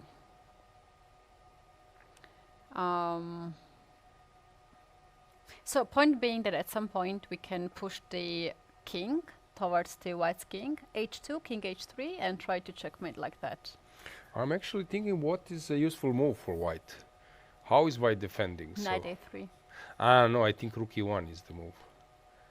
Maybe to kick your king, and then to come back with the knight and start sacrificing somehow. For example, if you go king f4, is knight d4 enough? It should be enough, and this is well known that with the edge and g pawn you can be passive. You don't need to defend with Philidor 6th rank rule. You can just stay on the initial rank and make a There's no fast move with the possible to rook. So with the progress, yeah. edge and g pawn you don't need to be active. With f, e, d, c you need to be active in a rook's endgame. So this is probably the concept. Yeah, this game will end up in a draw. So let's just check Abdusattorov versus Aravind. Usually I say when a pawn is one step away from the promotion, miracles happen. So here pawn is on d7. Now some tactics will probably work for white. Yeah, can just take the pawn on f7. It is white to move, and you cannot do much about it. He's also calculating at some point when the knight moves some g5 move, but it's a There is bit- knight d6 move as well. Yeah, for example, let's say that after g5, you cannot go knight f5. Then I'm threatening g6 and knight f6. So, for example, these are the tricks. And And the check. checkmate. So Oof. there are a lot of small tactical blows. Knight d6. Just be knight c5 just been played. Okay. After knight c6, there is no knight e5 anymore. Then the pawn is not hanging, so that's a nice move. And you want to play now knight to b7 to win the rook? Also rook rook e8 is not yet, that's right. But maybe it's a Zugzwang also. Yeah. Oh, we Then might king have to- resignation, so knight b7 is just simply coming. Okay, knight c6, rook And f7. Yeah. Yeah, And here we resignation. have resignation. Quite a disappointing game for Aravind, since he had a great position. Choice was very good, but I will remind you, at the drawing of lots, he got number 6. When you are number 6 in a round robin tournament, you are getting 2 blacks in the first 2 rounds, which is not easy. So you're getting additional black, but what's the biggest problem is that you're getting 2 blacks in a row. At the start, for example, Keimer will tomorrow be white, he will press, but being number 6, you are twice black, Wow. and that's not fun at all. Oh wow, look at that. They have a little chat. Abdusattorov played beautifully, pressed a lot. We know that he likes to do a lot of gym and the sports. He's quite fit, and myself I have seen at the top level tournaments after the game he likes to go to gym, and he does hours and hours of workout, which is necessary, so much needed in tournaments like this, long tournaments with classical time control, and he seemed quite fresh. Yeah, let's go in with this the game. camera back. I always like to check this small talk till the end. Yeah, you mentioned this physical activity. Magnus was a pioneer there. He was the first one. Then some players started to follow him, even Caruana.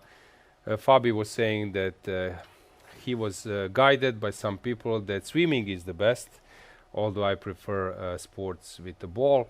But He's talking very about fit, and he's always sort Tsatsalashvili? of walking Yeah. super fast. Yeah. He's never slow when he's Yeah. going to the stage, when he's picking out the number. I recall yesterday he he spends ran. hours and hours at the Yeah. gym. Really, it's insane. But about Magnus, Magnus went all the way to like craziness, because he goes and plays some golf or other sports before the game. Most of the players, they go after the game, but Magnus does that before the game as well. So it is In Zagreb Grand Chess it Tour, is crazy. in Zagreb Grand Chess Tour, there is a basketball field just opposite this Westin Hotel, and Magnus played basketball with some people and maybe with some friends, and he got hooked up so much that he came back late to the room, to the hotel. Suddenly there were queues at the hotel in front of the elevator, so he went to the game. It was a rapid, I think, for sure, but he went to the game directly from a basketball court, and then he changed. I Okay. think maybe it was even bliss. Then he changed in the meantime. That would not be But I very respect pleasant this. for his I like opponent. this approach, because I really believe that chess players. He gets a lot of energy. It's clear. One of the tournaments in Norway, we were doing this Champions Chess Tour. We were missing him, and the day was about to start. He was missing. They were not at the venue, but they were at home. But he was nowhere there. And then he appeared with the sock and wet hair. And turned out that he was swimming in the sea right before the tournament, and then he just made right on time. Let's run. Sorry, Keti. Let's run to the now the game because players have left. Let's check Gukesh versus Niemann. Yeah, I'm not surprised, as I said, because he likes it. It helps him, and why not? I know that some players, for example, coaches, football coaches, have told me that you have some time as a football manager or coach of top level clubs like even Barcelona, Manchester City. You have some time when there is a warming up for the game, for the match, and then usually it's assistant coach who is going with the players, and then they said that as a coach you have half an hour on your own, and some coaches would read the books, and some would play chess. Wow, that's You really have nice. half an hour. What do? You go to chess.com or lead chess Yeah. and you play some games. So I it would reminds scroll me. in internet, but playing chess is much better, much better choice. It also calms you down, I guess, and makes you like focus and keep your mind fresh. Talking Nadezhda about Stojanovic, Hari Krishna, a wife of Hari Krishna, is here. An arbiter, well known. They live here in Prague. Bentala is playing, I don't know for how many years, for Novi Bor. I also saw Sasi Kiran. He's playing in the Open tournament, which starts tomorrow. oh yeah, the Open tournament starts tomorrow, and we're gonna have. I think we're gonna have more and more people joining us at the venue.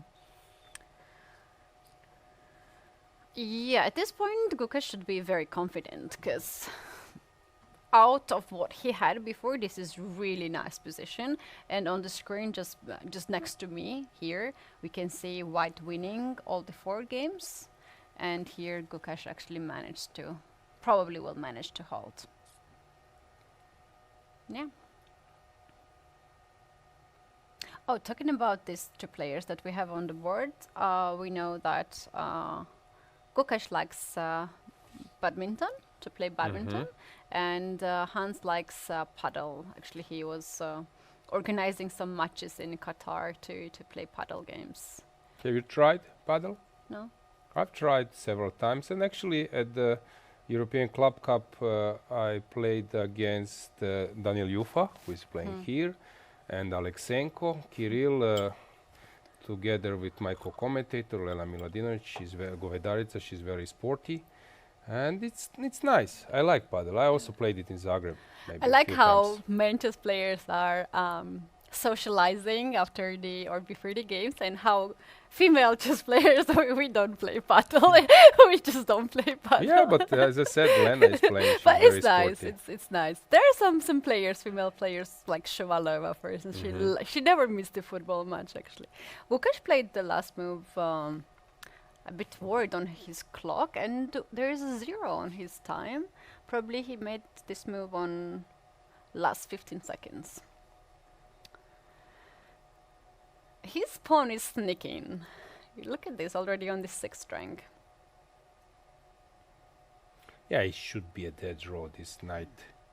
This is what just happened, right? You mentioned that Gukesh has this skill that even in the worst position, he defends it very well. Yeah, because having a quality of playing a precise, perfect technical game, it's equally important as saving worse or unpleasant positions.